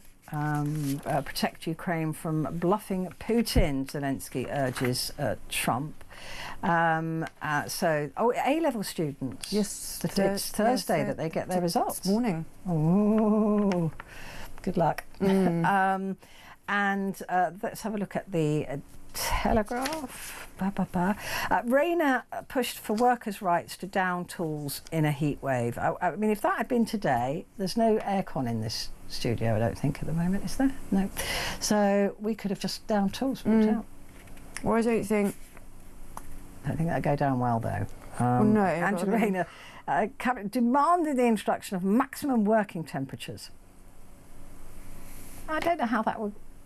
I don't really know how that would... I mean, just again, I think that, you know, she in particular is demonstrating she just really doesn't understand how businesses, sort of work. Because this is the thing, the way she's sort of always going about workers' rights, she sort of fundamentally doesn't seem to understand there's an internal incoherence in all of this stuff that she's doing that is making life so much more difficult for businesses and employers that they're going to end up shedding staff. Yeah. So do you see what I mean about this internal incoherence? That actually she's like, oh, it's workers' rights. It's like, you're not helping the workers if you're making things so difficult for employers through, that they're not going to hire. Insurance, that they're not going to hire, or they're going to have to, start laying people off. Like, do you not understand that this is the end point? It's setting, women's workers' rights back by decades, because nobody's going to. Already there was an issue with maternity leave, but now that all of these new things that she's bringing in, it will be impossible to get rid of somebody who just is has baby after baby after baby after baby, or caring duties or whatever. Yes. So they just won't employ any women. No, but this is what I mean about. So then she just doesn't seem to rationally see the end point of what she was doing. So I should imagine, any employer would just have sort of looked at that and slightly shrugged their shoulders with a, defeated sigh of what next? Yeah, I mean, it's ridiculous. UK has lower living standards than Italy. I kind of thought we did anyway. I think people have, there's long been this lovely idea of, land of pasta and wine and beautiful women. Actually, parts of southern Italy have remained quite a long way behind other parts of Europe for a while, with sort of job losses, etc. But sort of relatively unsurprising that the UK is now slipping behind them with the news we've had this week of 8 million on universal credit. Fewer people looking for jobs, doom spiral of the economy. Obviously, we are, might be silly season at the moment, but the budget is not too far away, and goodness knows what the fresh hell is going to be to sort of. I think we can pretty much get wrecks upon anybody in that. I think I'd rather be poor in southern Italy than here, though. Oh, I still highly believe in the sort of, because we just spend all our time running around in like immaculate white cotton kind of broderie ombre dresses, like, with some kind of basket filled with beautiful flowers, and the sun that was always wonderful and kind of dappled, but never like actually not too hot. And then a nice breeze. And then the sort of wonderful kind of slightly charmingly fallen down sort of whatever the Italian equivalent of a chateau type is, but falling down in like a charming, non-stressful, non-expensive way. Exactly, and a loaf of bread and some cheese with some wine. Yes, exactly. And then I would just paint. Some sort of local. So would you? We'd just be painting all day. Yes, as I say, it's sort of feeling very much like a scene out of The English Patient. Yeah. But I think that's realistic. That's exactly the kind of vibe that I was in. Yeah. That's exactly where I'd rather be. Let's take a break. Back in a sec.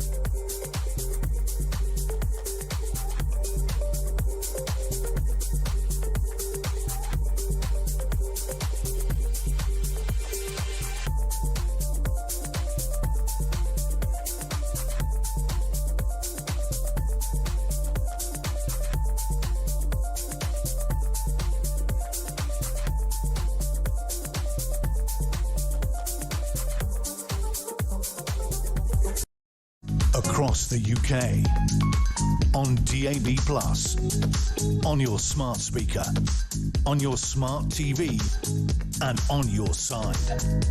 This is Talk.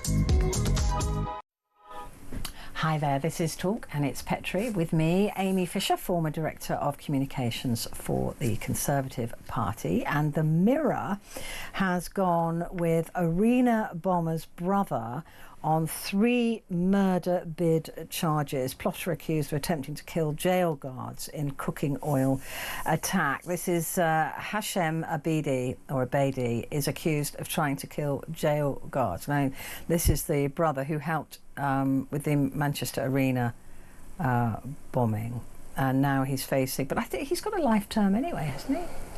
I can't actually remember for him. I mean, I don't.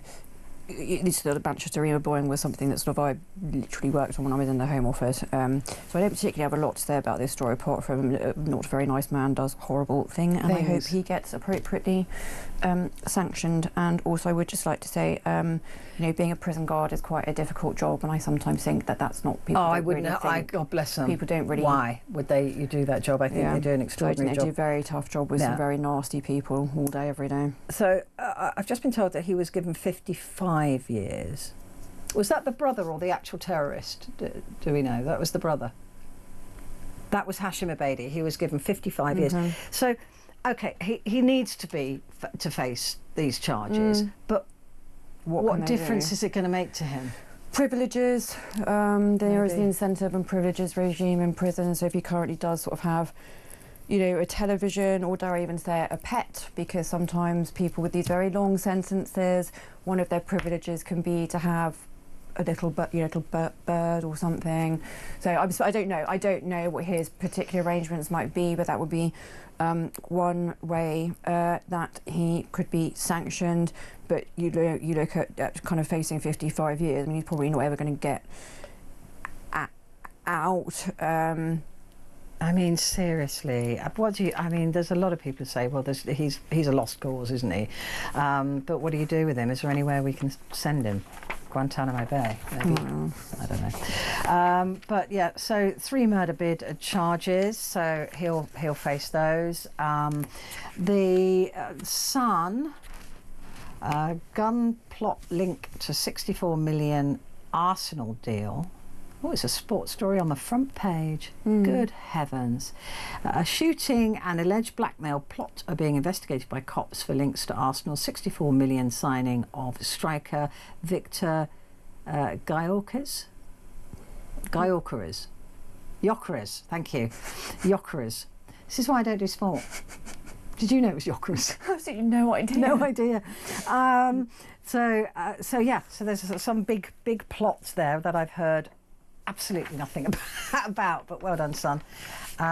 Exclusive story there. The BBC in hot water again. Climbs down over xenophobe slur on top. So I must admit, I didn't bother to read into this today. I perhaps should have done, but corporation boss apologises to Robert Jenrick after Thought for the Day attack on article he wrote for the Mail on Sunday.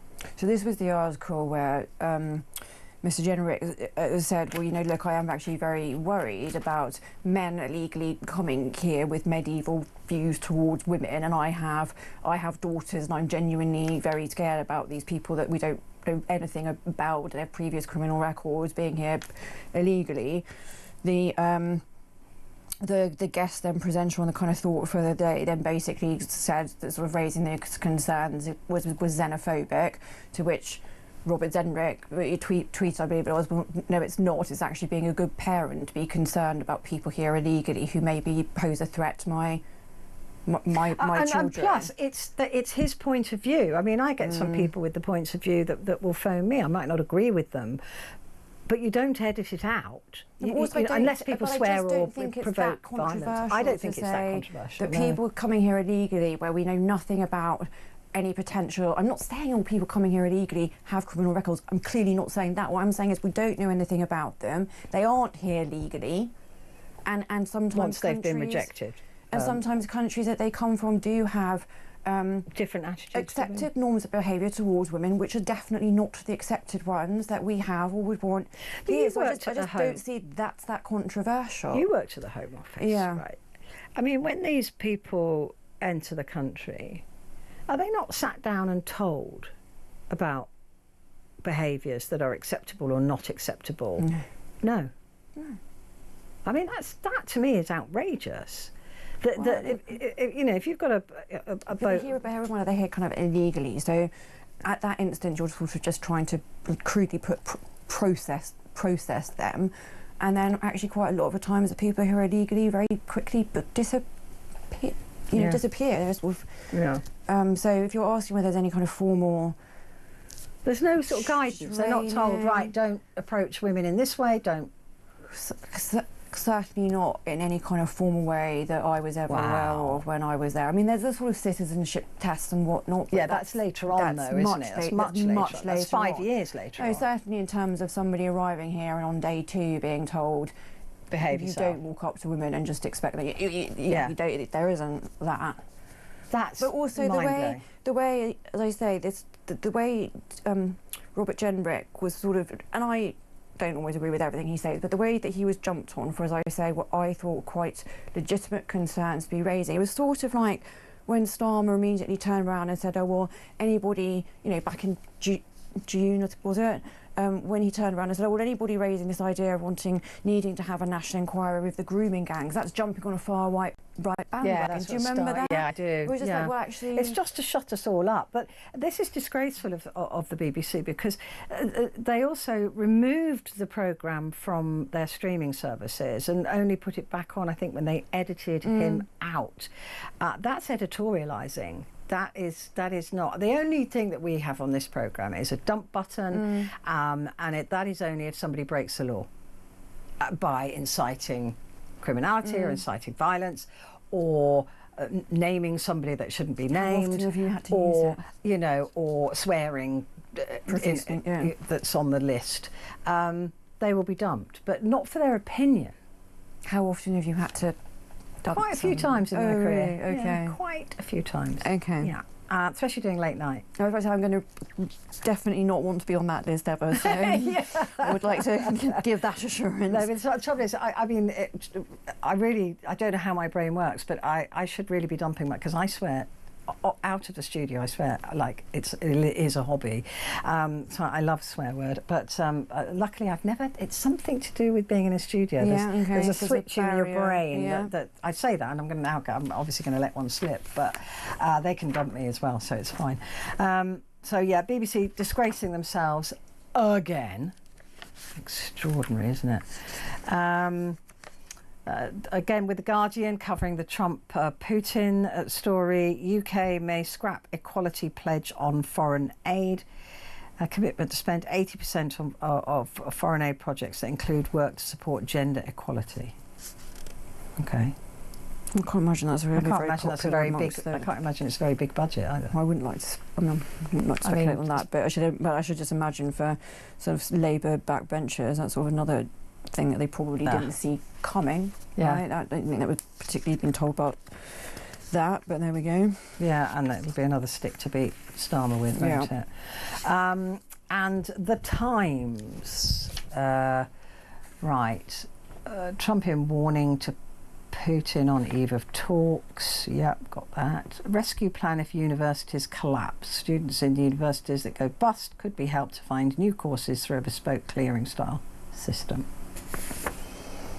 I mean, with that, I sort of was reading that there are now significantly fewer people going to university just because it is so exorbitantly expensive, and quite a lot of young people are obviously literally looking at it and going, do I want to saddle myself with that much debt with kind of no real guarantee? So, I do understand that some of these universities are in a somewhat parlous financial situation. I would not be immediately in favour of the government, sort of jumping in as the, backer of last resort without clear indications on what exactly they would be to do with restructuring. But this sounds quite speculative at this stage. So. Yeah, and that's not what A-level students want to read.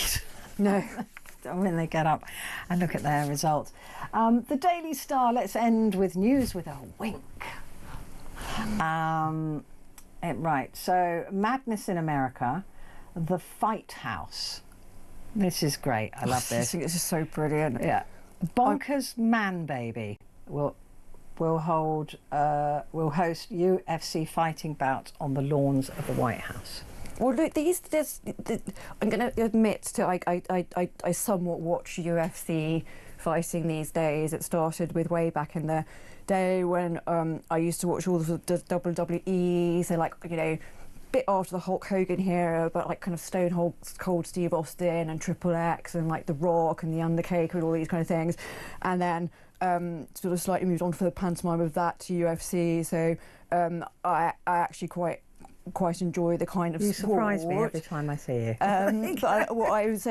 But what I find baffling is there's this sort of mad bingo mesh of how now Donald Trump, the man baby, is going to sort of erect some kind of stadium for, because these bouts get thousands, tens of thousands of people. He wants to put nuclear weapons on the roof, and he wants a ballroom. It's so baffling, all of it. And I really like the fact that Ivanka Trump has been put in charge of kind of organising it and putting it off. And I was told that she is in fact a jiu-jitsu blue belt, so clearly she has some kind of fighting knowledge herself. But this story was brilliant.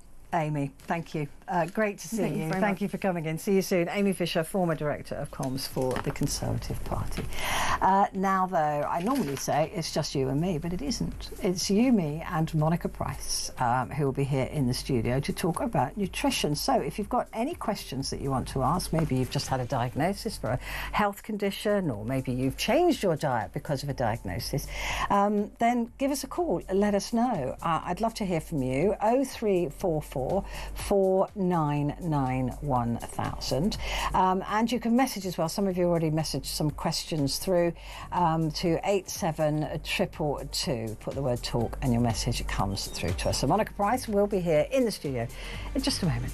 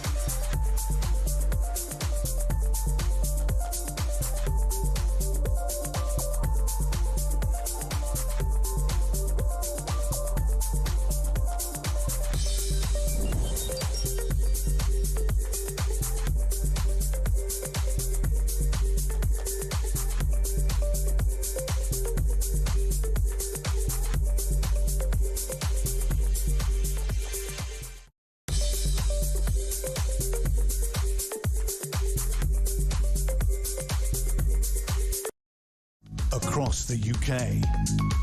On DAB+, on your smart speaker, on your smart TV, and on your side.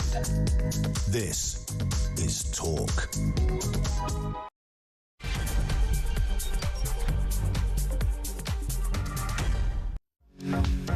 Hello there, and a very good morning to you. It is Petrie here with you for the next hour, and just shaking things up a bit for the summer holidays, and invited a friend into the studio.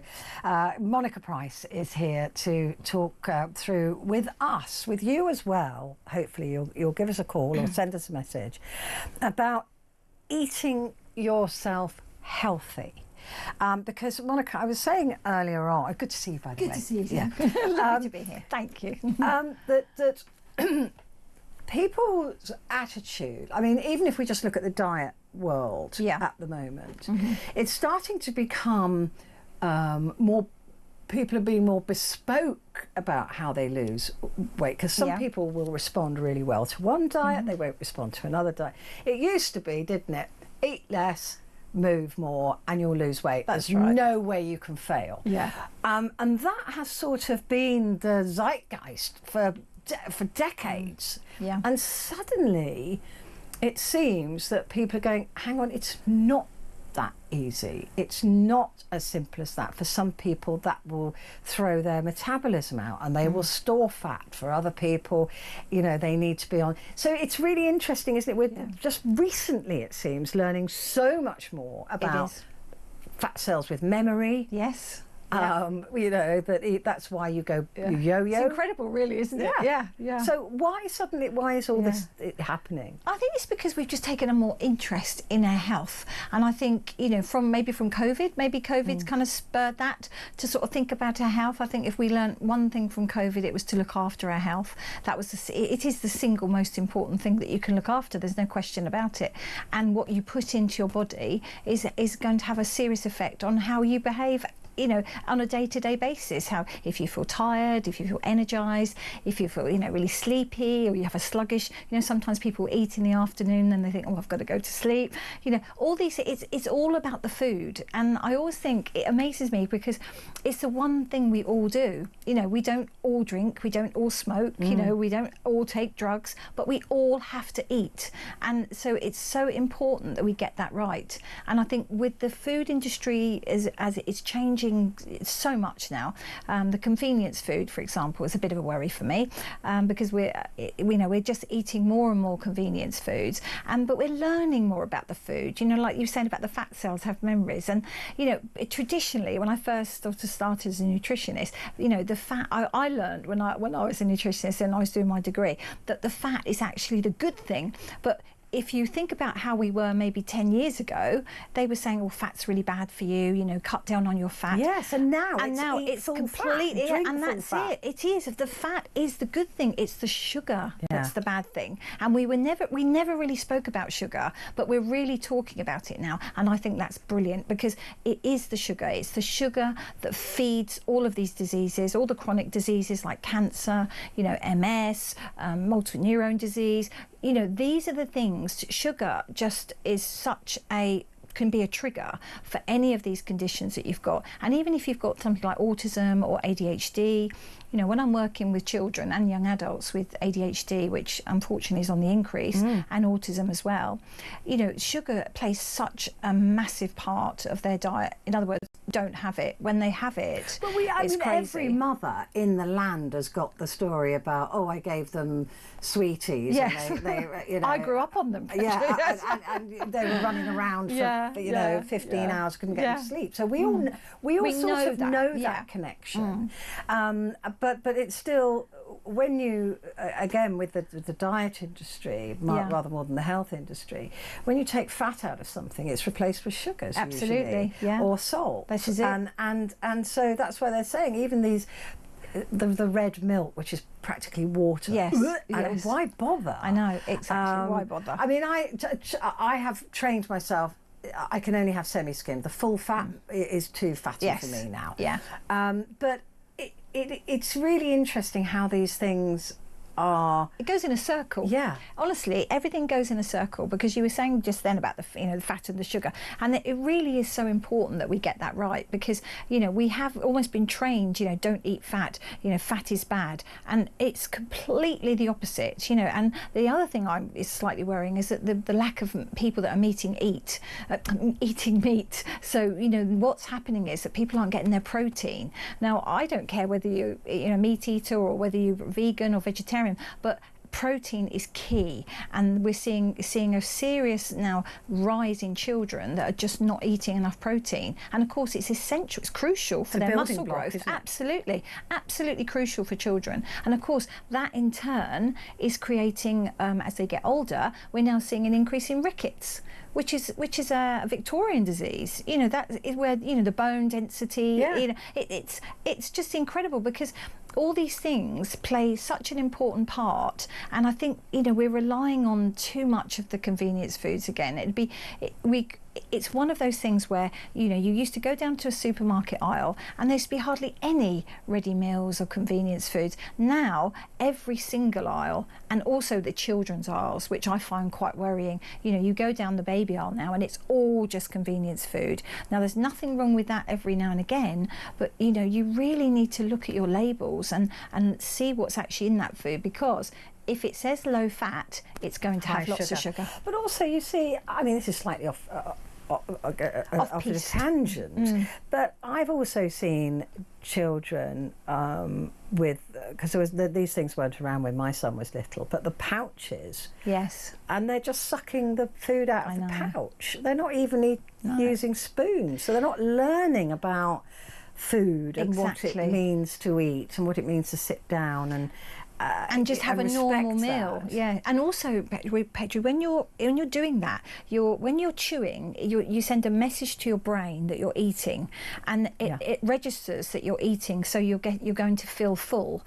When you're just eating soft food, so sucking things and eating food, it's palatable. It sends completely mixed messages to your brain, so it won't tell your brain that you're eating and becoming full. So what do? You just keep eating and eating and eating. And the food industry, there's a really interesting documentary that I watched called Irresistible. What was it called? Irresistible. Hang on, I wrote it down because I was going to tell you about it.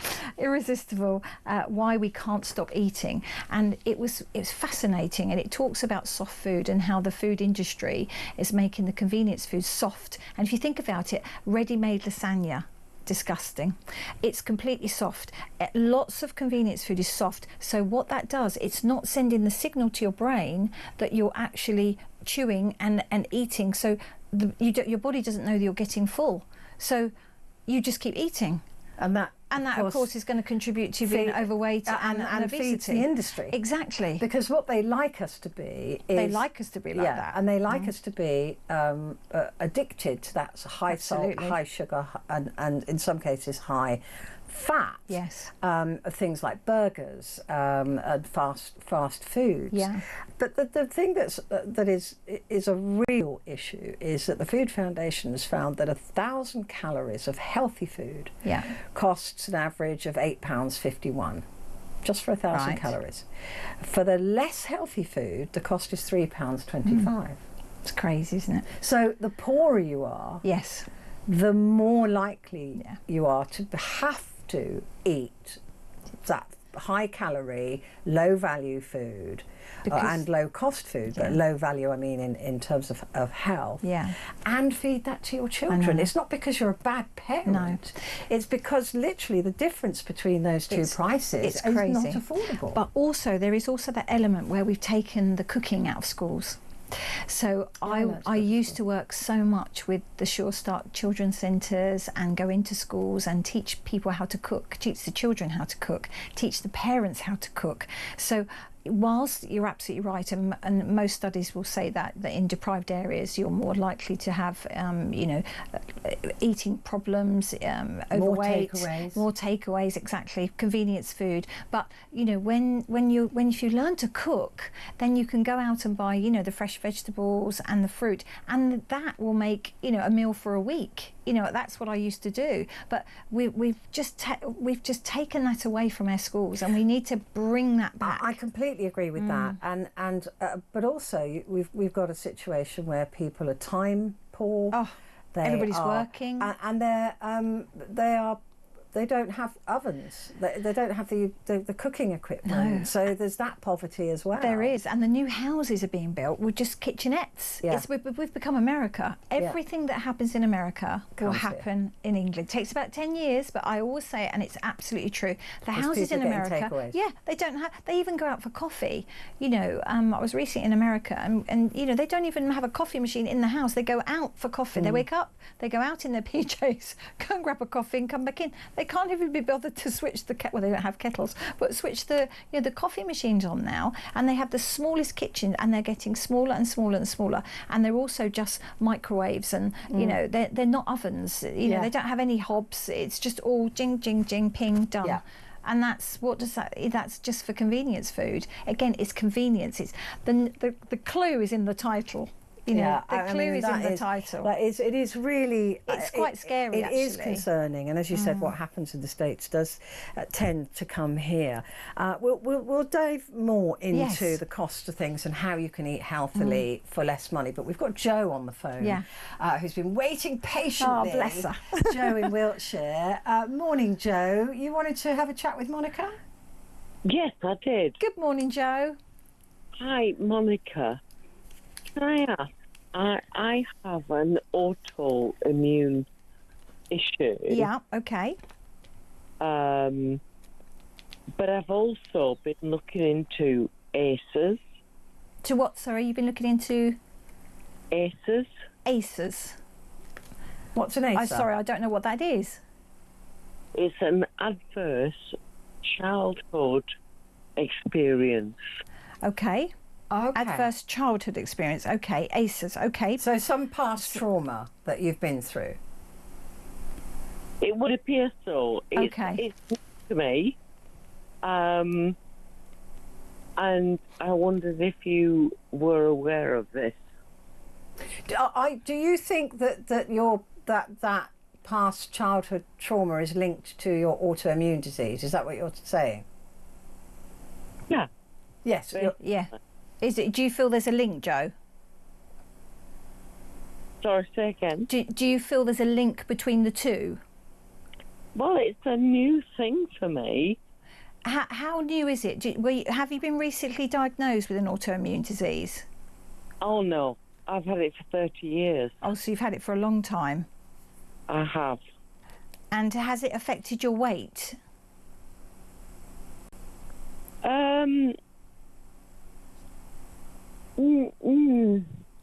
Not really. No. Look, I'm on...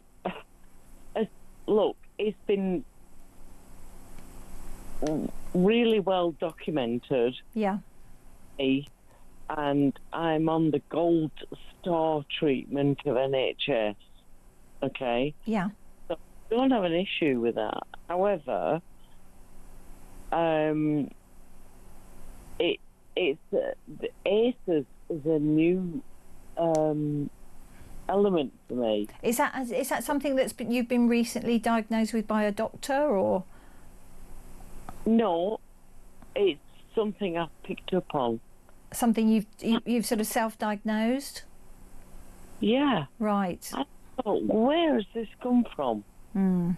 Why do I have Crohn's disease? Just, yeah. So you're trying to find a sort of logic for why you got this particular autoimmune disease? Correct. Right. And you think it could be emotional or mental, as opposed to being simply physical? Correct. I mean, I suppose things can play in, can't they? They can. You know, when your body's under stress, you know, you can either do one or two things. You eat a lot, or you go off food. You know, and stress is really bad when your cortisol levels go through the roof, which is obviously that's what happens with stress. It can cause all sorts of bad reactions in the body. So it could possibly be that trauma that you had, Joe, caused something to react in your body. I would suggest that you visit your doctor doctor and maybe, you know, just get some, you know, see a therapist and maybe, you know, have talk through what you feel is going on in your body, and then maybe, you know, they might be able to give you some guidance. But certainly by eating a really good, healthy, balanced diet, a varied diet, lots of varied, you know, fruits and vegetables, of course, and drinking water. Do you drink water? Look, I'm under a consultant.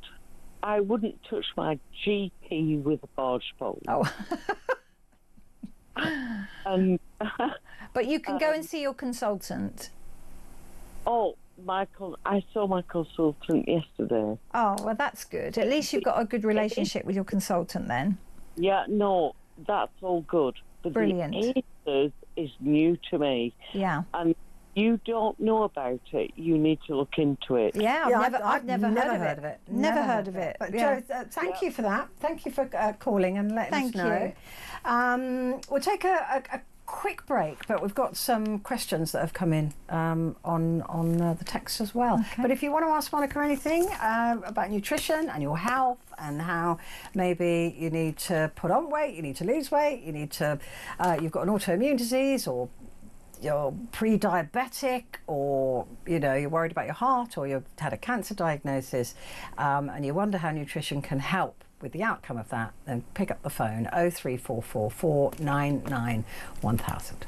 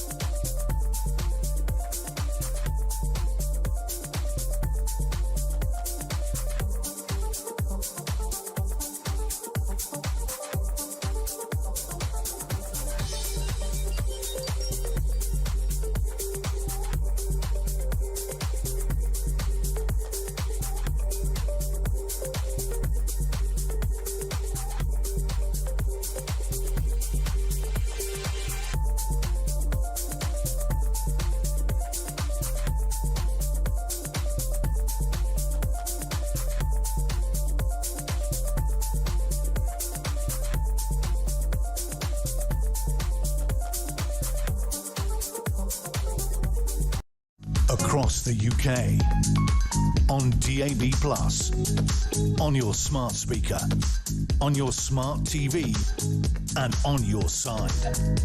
This is Talk.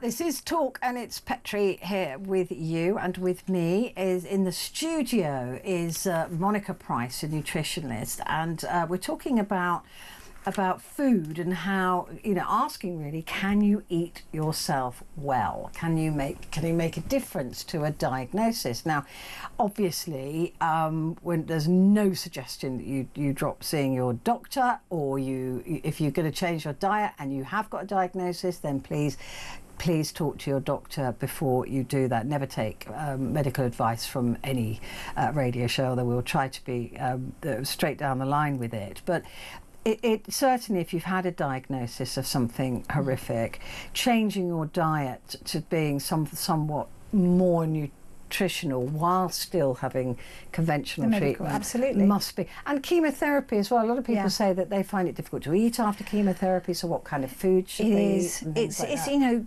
cancer's horrendous. You know, it's a horrendous disease, and it affects so many people in the UK. And nutrition again can play you know, a really important part, because you know, your habits change. You know, you don't want to eat. Your tongue, the soreness of the tongue is quite a common condition when I'm looking after people that have gone through cancer treatment, and it's horrendous. So it's about finding something that you can eat, not focusing on the things, you know, that maybe you used to be able to eat, but finding something you can. And that's what I tend to do. So that could be anything. That could be a vegetable that you've never tried before. That could be, you know, putting it all into a soup. That could be, you know, just having a piece of meat, bland, you know, a piece of chicken with no sauce on it, because sometimes sauces and spices are not good as well. So it's finding something that suits you, and that's the good thing about nutrition. It's very much individualized. You know, when some people come to me, I look at, the first thing I do is a food diary. So I look at what you're eating, and then look at things you perhaps don't like. And especially though, if someone's going through you know, a chronic disease, I look at what they can eat and what I know is going to be beneficial. And if they can't eat it per se in its whole state, then we'll put it into a soup, or you know, we'll put it into a smoothie to try and make it easier for them to eat. So they're still getting, you know, the micronutrients that they need, but it's they can take it in a way that they can actually, you know, feel good about themselves. Because I think food's become sort of something we just sort of pick up. Yes, and it's like we just put it in our mouths, and actually it should be a joy. Food is absolutely, it's a joy to eat. I love food, you know, and it should be like that. And we've kind of lost that. It's kind of, oh God, I've got to eat something. I've got to go back to work. I've got a quick lunch break. We're all so much in a rush. We need to become a bit more European, Petrie, and just, how wouldn't that be nice? Have a lunch break and then have 2 hours or 3 hours lunch break like they do in France. Well, Carol has written to us about this. And I've been talking to Carol for a while, and she said, as you know, I'm going through a bit of a battle with cancer at the moment. I had lung surgery in May and was back at home on day 6 and walked the dogs for 2 hours every day since. And now I'm on chemo and doing surprisingly well. No sickness. In fact, apart from being a bit more tired than usual, I feel really good. Could you ask Monica if there's a good choice of diet when battling cancer? I'm craving, as often your body does tell you to do the right thing. I'm craving fresh fruit and vegetables. I'm making buckets full of fresh fruit salad and homemade lemonade.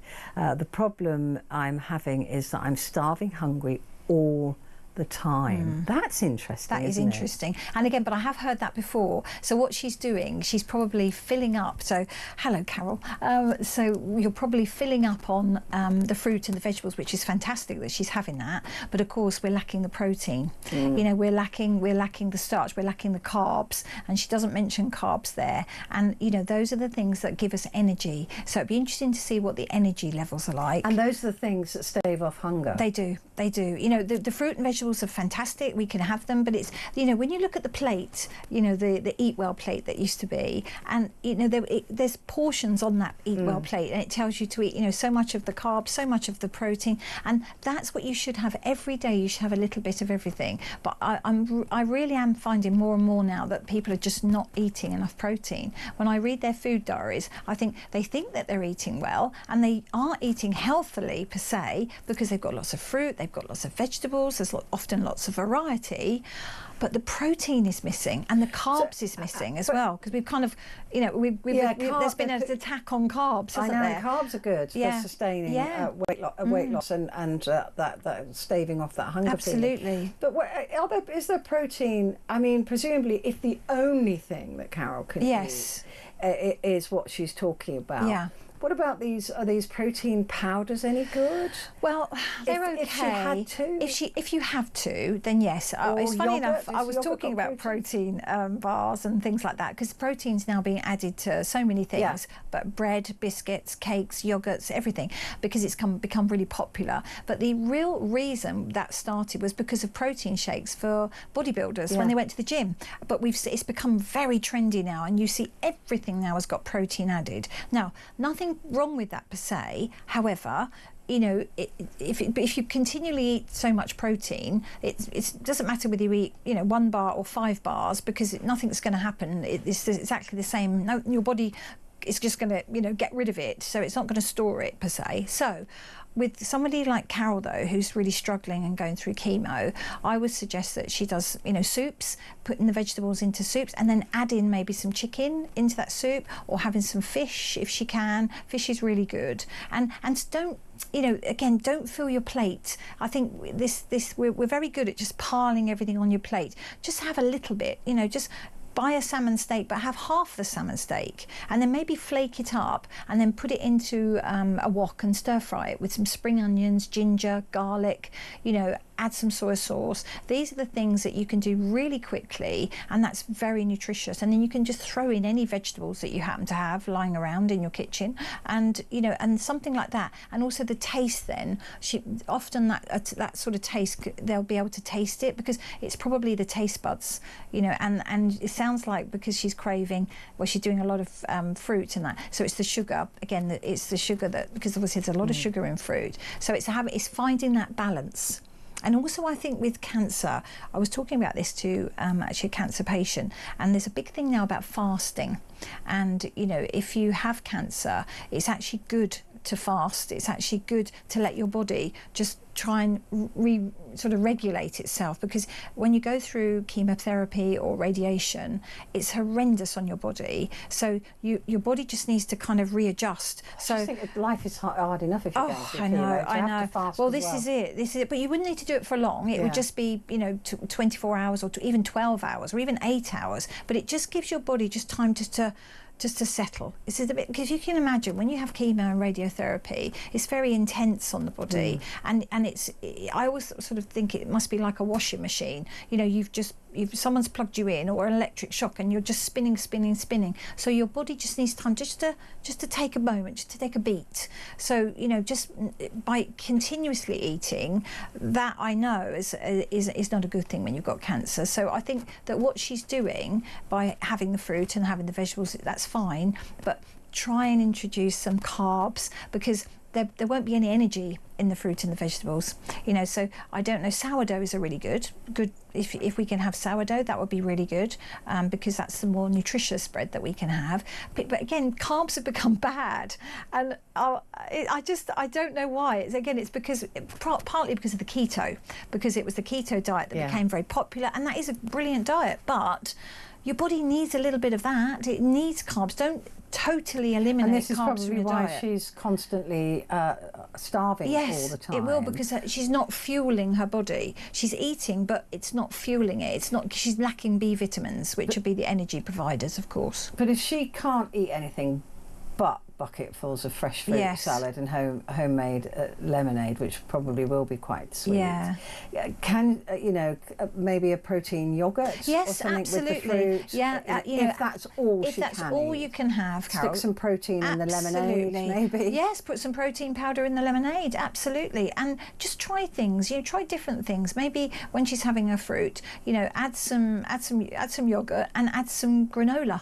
Add some grains, that's carbs for because you, that's isn't carbs, and that will give her a little bit more energy, because energy is a big thing. It's a big thing when you're going through that treatment, because it completely wipes you out. So, and by eating that, she's not going to get enough fuel for her body to kind of start up again. So I would suggest granola, yogurt, fruit, which is fantastic. And if that's all she can have, I mean, that's amazing that you're doing that, because lots of people can't eat at all. Or maybe make a pancake. Yes, and pancake on is the good. top, Yes, then you've got or eggs on maybe that. some pasta, because pasta can be quite an easy thing to have. Again, just put lots of vegetables in it. If she's eating lots of vegetables, it's finding that something, or rice even. You know, because that rice is easy. It's quite easy to eat, palatable, because it's probably the ease of eating that she's struggling with, because that's probably why the fruit is so easy, because it's soft and it's easy. It's very easy to eat and very easy to digest.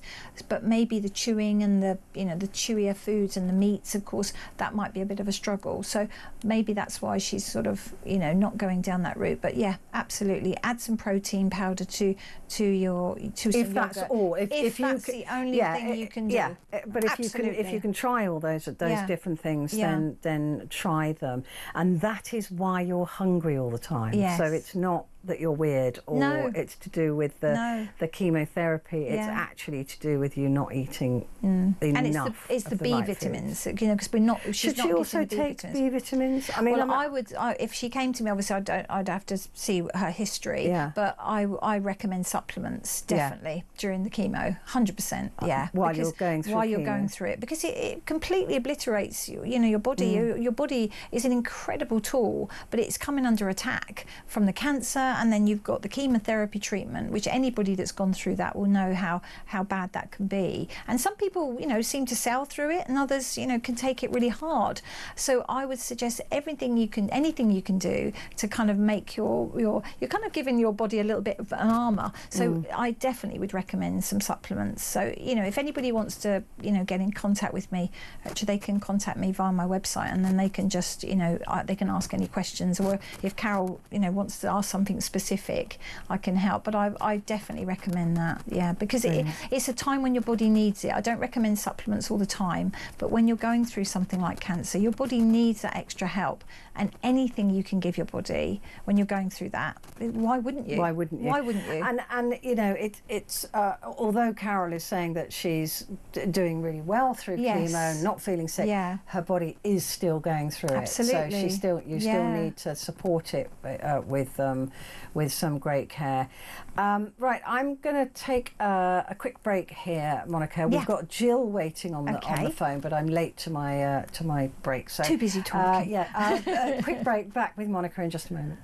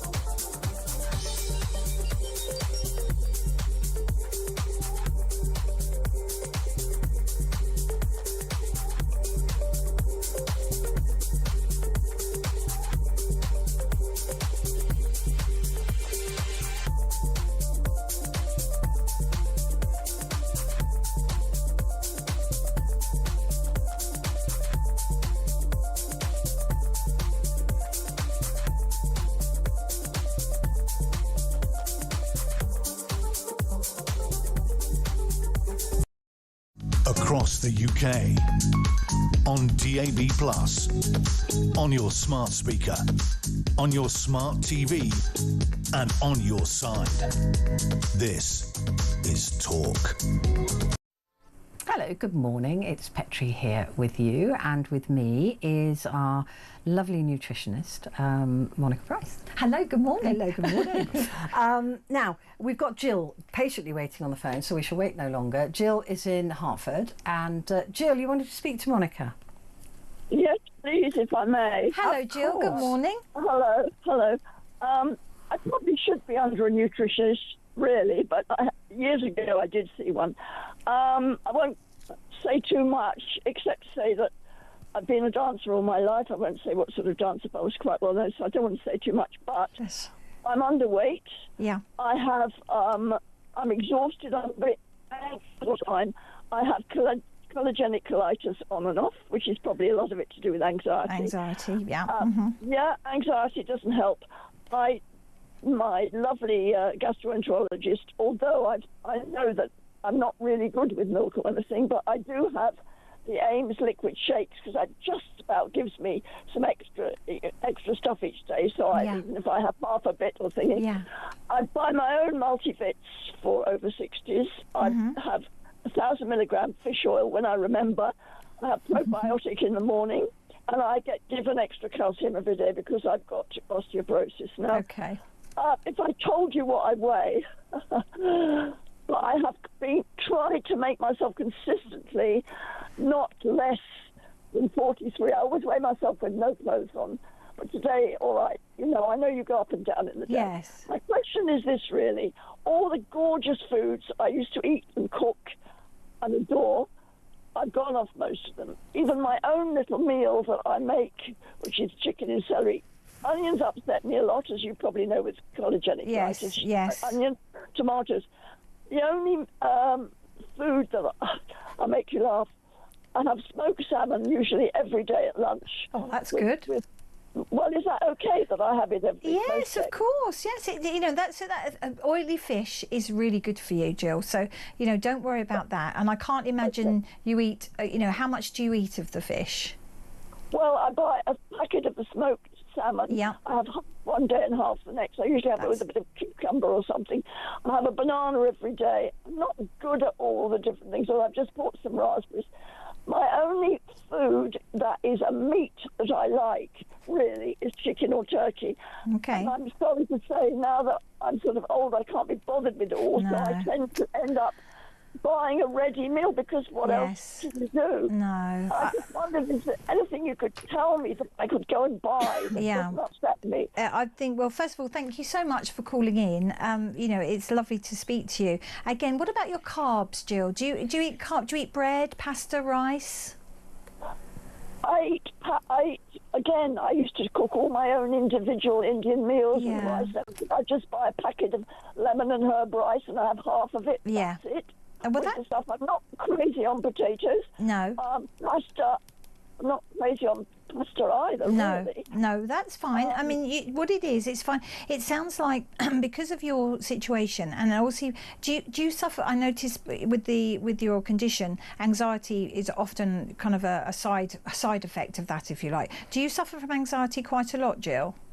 Yes, I mean not officially. I don't bother the doctor with it. No. I've got a lot of silly health problems, something with my teeth, something with my skin, and all that gets me in a state. And my one big state is I haven't, since my beloved partner died, I haven't been anywhere for 5 years, and I wanted to drive to Brighton again, all the lovely places I love, but I am too anxious. I don't think I can do it. Oh, I'm so sorry. Brighton's my hometown, so I love Brighton. So I know Brighton very well. I was born in Brighton, but yes, it's a lovely part of the world. But Jill, what's happening here is that because of your anxiety, that is also going to affect your diet, that affect your appetite. It's going to affect how you eat, how you see food, and of course, when you live by yourself, I know it's very difficult. It can be very difficult to kind of think, oh, can I be bothered to make that meal? But I would say to you, you've got to just say to yourself, look, I've obviously you had a lovely life. You were a dancer. You sound wonderful. So you continue to be well in yourself. It's just I think the anxiety, to be honest, is causing a lot of what you have. And if you could eat more, I can't tell you, if you start eating more. And again, when I say eat more, little and often would be something that I would do with you. And start having good snacks, things like peanuts, or, any kind of nuts. Do you eat nuts at all, and seeds? Well, no, because they upset the gut.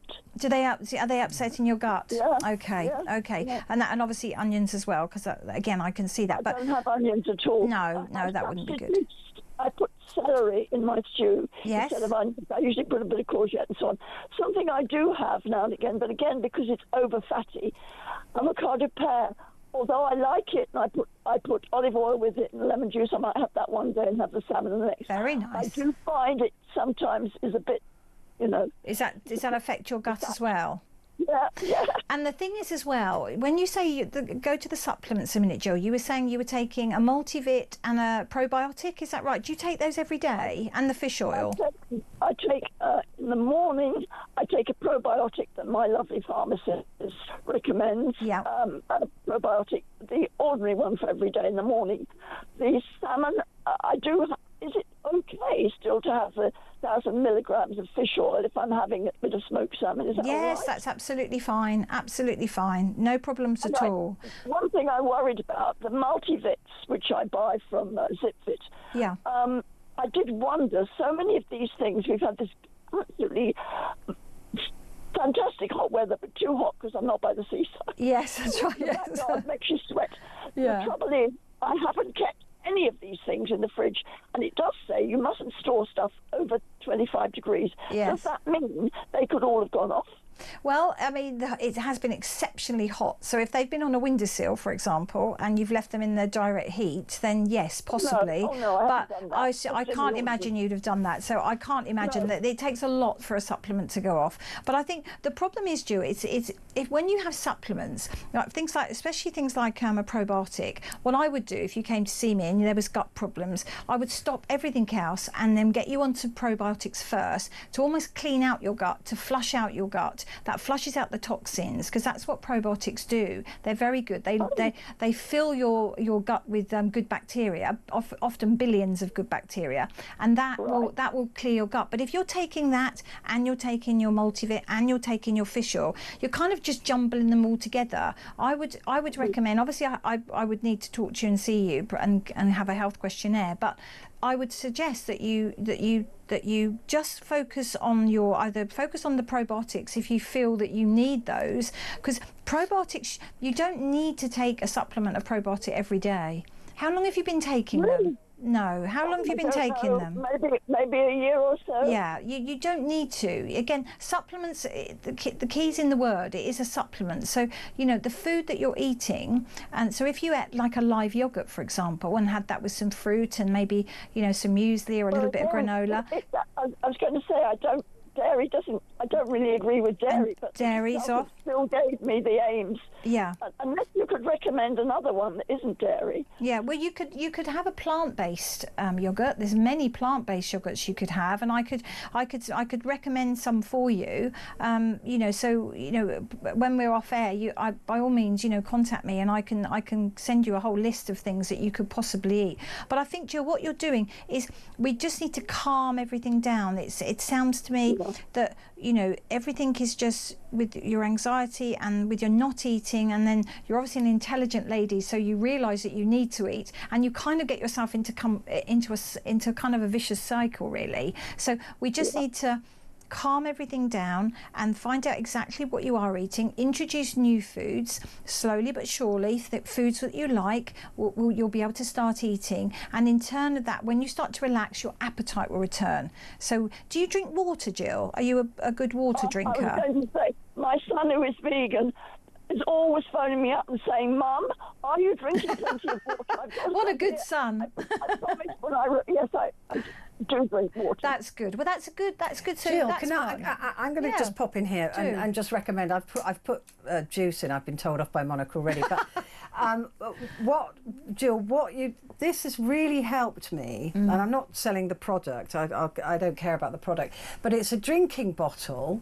Right, it's a plastic drinking bottle with it's built-in straw thing at the top, and what it does is on the side here, or on the front, it tells you, it encourages you to drink this much water a day.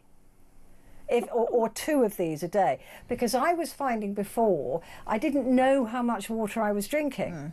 So I bought this just on the off chance it might help me, and it's been absolutely brilliant. So I know when I've not had enough water, and normally it's just water in this, but because my lovely AP isn't here, she can't make me a juice drink to give me some bit of energy.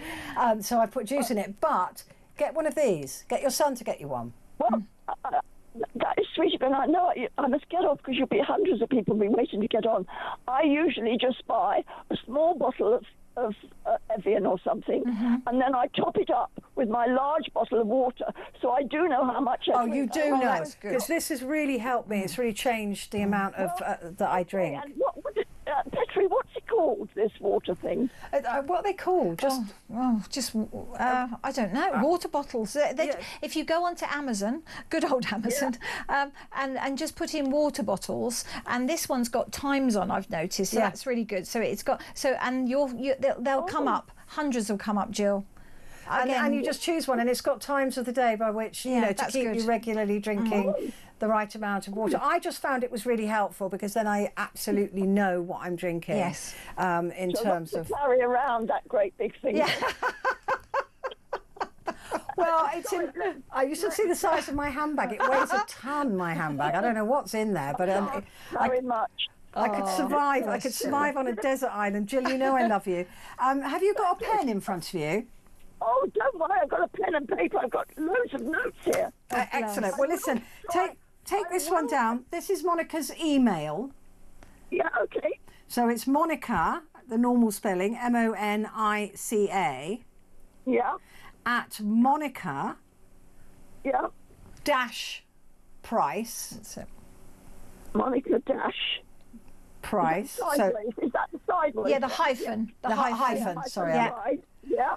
I'm trying to be cool. Hyphen price.co.uk. So drop Monica an email and she'll send you back some ideas of what you can eat. Very, very much, and lovely to speak to you again, Petrie. We last spoke about cars. And very quickly before I go, because I know you want to get rid of me, pineapple juice and apple juice. I usually have some every day. Is that okay? Yes, it depends. Not too large amounts though. Just I hope you're not drinking a glass a day. Is that fine? Are you drinking? Oh, not as much as that. A little carton. Oh yes, that's fine. Yeah. Yes, that's absolutely fine. Jill, I never want to get rid of you. I think you're amazing. I've told you that before. Lovely to speak to you, Jill. I've told you that many times. You're an absolute wonderful woman. Get in touch with Monica. I will indeed. Thank you so much. It's been a pleasure talking to you both. All right, bless darling. you. You Thank take you, care. Jill. Lots of love. We've got to take a break, and then I've got some more text as well. We'll be back in just a moment.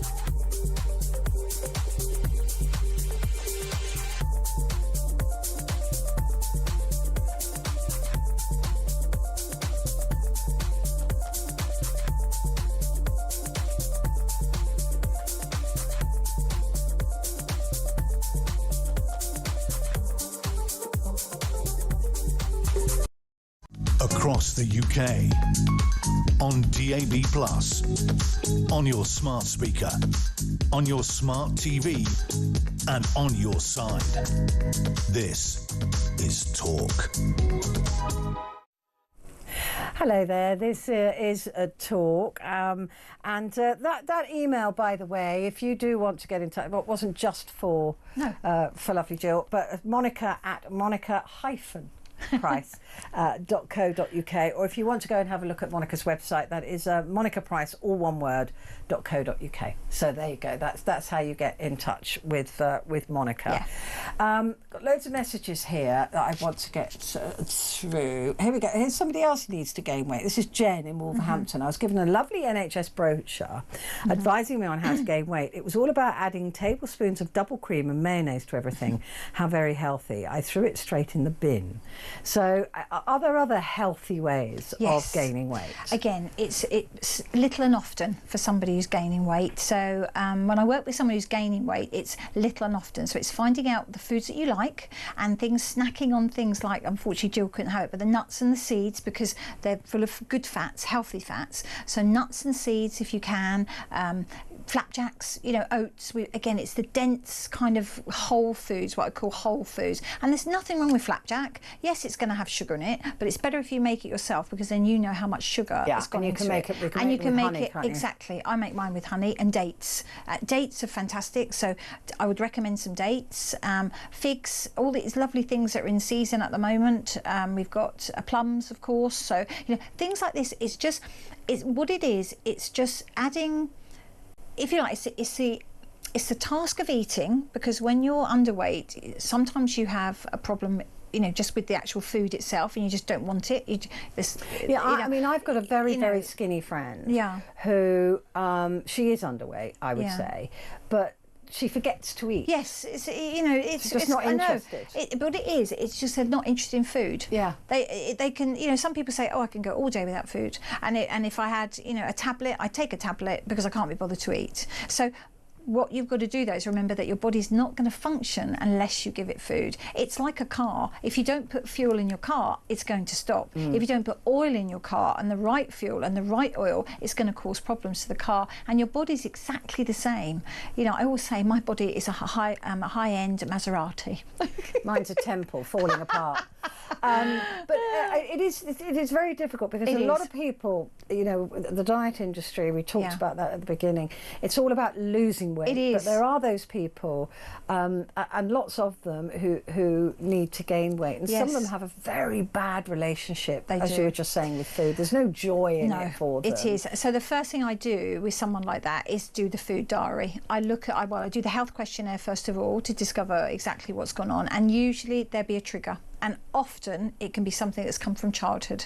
When I was at school, Petrie, I don't know if they used to do this, but at school, but you were forced to stay at the table and used to eat. You had to eat the food before you left the dinner table at the school. Now I remember that now, and and I'm a lot older, but I remember being forced to eat whilst I was having my school dinner. That you should never do that. So it could be. My mother used to do that. Yeah, my mum used to never. My mum used to say. Yeah, she used to say you're not leaving the table until you've eaten. And then if we didn't eat it, we got it for the next meal. Yeah, or we'd be forced to eat it cold. So these things now, much as they thought at the time that was the right thing to do, it actually isn't, because it can completely turn you off food, and quite rightly so. So it's about little baby steps with people that are underweight. It's about finding the foods that they like, and then I'll introduce things that they can have, and then what will happen is suddenly their appetite will start to come back. The more you eat, the more your appetite will start to. It's like it's dormant, and often it's laid dormant, and I've got to bring it back to life. But it can. Yeah, I remember at one time I was a reporter, and I was wanting to go into a fighter jet. Yeah. To do a story. Fabulous. It was, but I was underweight for the ejector seat. Right. So you had to be a particular weight to be able to fly safely in one of these bombers. Yeah. Because it wouldn't recognise there was somebody sitting on it. So if the plane got into difficulty, you wouldn't be able to eject. I wouldn't be able to eject. Right. Okay. So the RAF put me on a weight gain. I think they were powders. Powders, probably protein powders. To be honest. Probably. Yeah. Until I reached the right weight in order to sit in this plane and fly safely. So that's the only time I've been forced to gain weight. Since then, it's quite the opposite. But yeah, I mean, that was really. But I had a goal and I had a reason. Yes, exactly. To put that weight on, and I lost it. And again, protein shakes are good for that. Protein shakes are good. I was just going to say, is that absolutely? Is that a way of cheating absolutely. it is until you kind of get your taste buds going again, because you're underweight either because there's a medical condition, which underlying and you're not aware of, or there's something that's happened that's traumatized you. You're not even aware that it's traumatized you, but you've just got into a loop.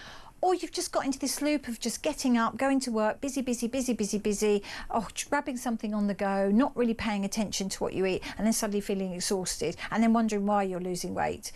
So you've got to. Your health is the most important thing that you can look after. And if you're underweight as a woman, that messes with your hormones. It does. It messes with your bones. Absolutely. So it's really, really important. Osteoporosis is so common in women because we just have it hard and that's the end of it. But it is. It just is. So we just suffer. So we need to make sure that we're getting lots and lots of nutrients. And people say to me, "Oh yeah, but I have to eat everything." No, you don't. I don't drink milk, for example. But I like yogurt, and it's not because I don't like milk per se. I just don't enjoy. I don't mind it, but I don't enjoy drinking it, or I certainly don't like it on cereal.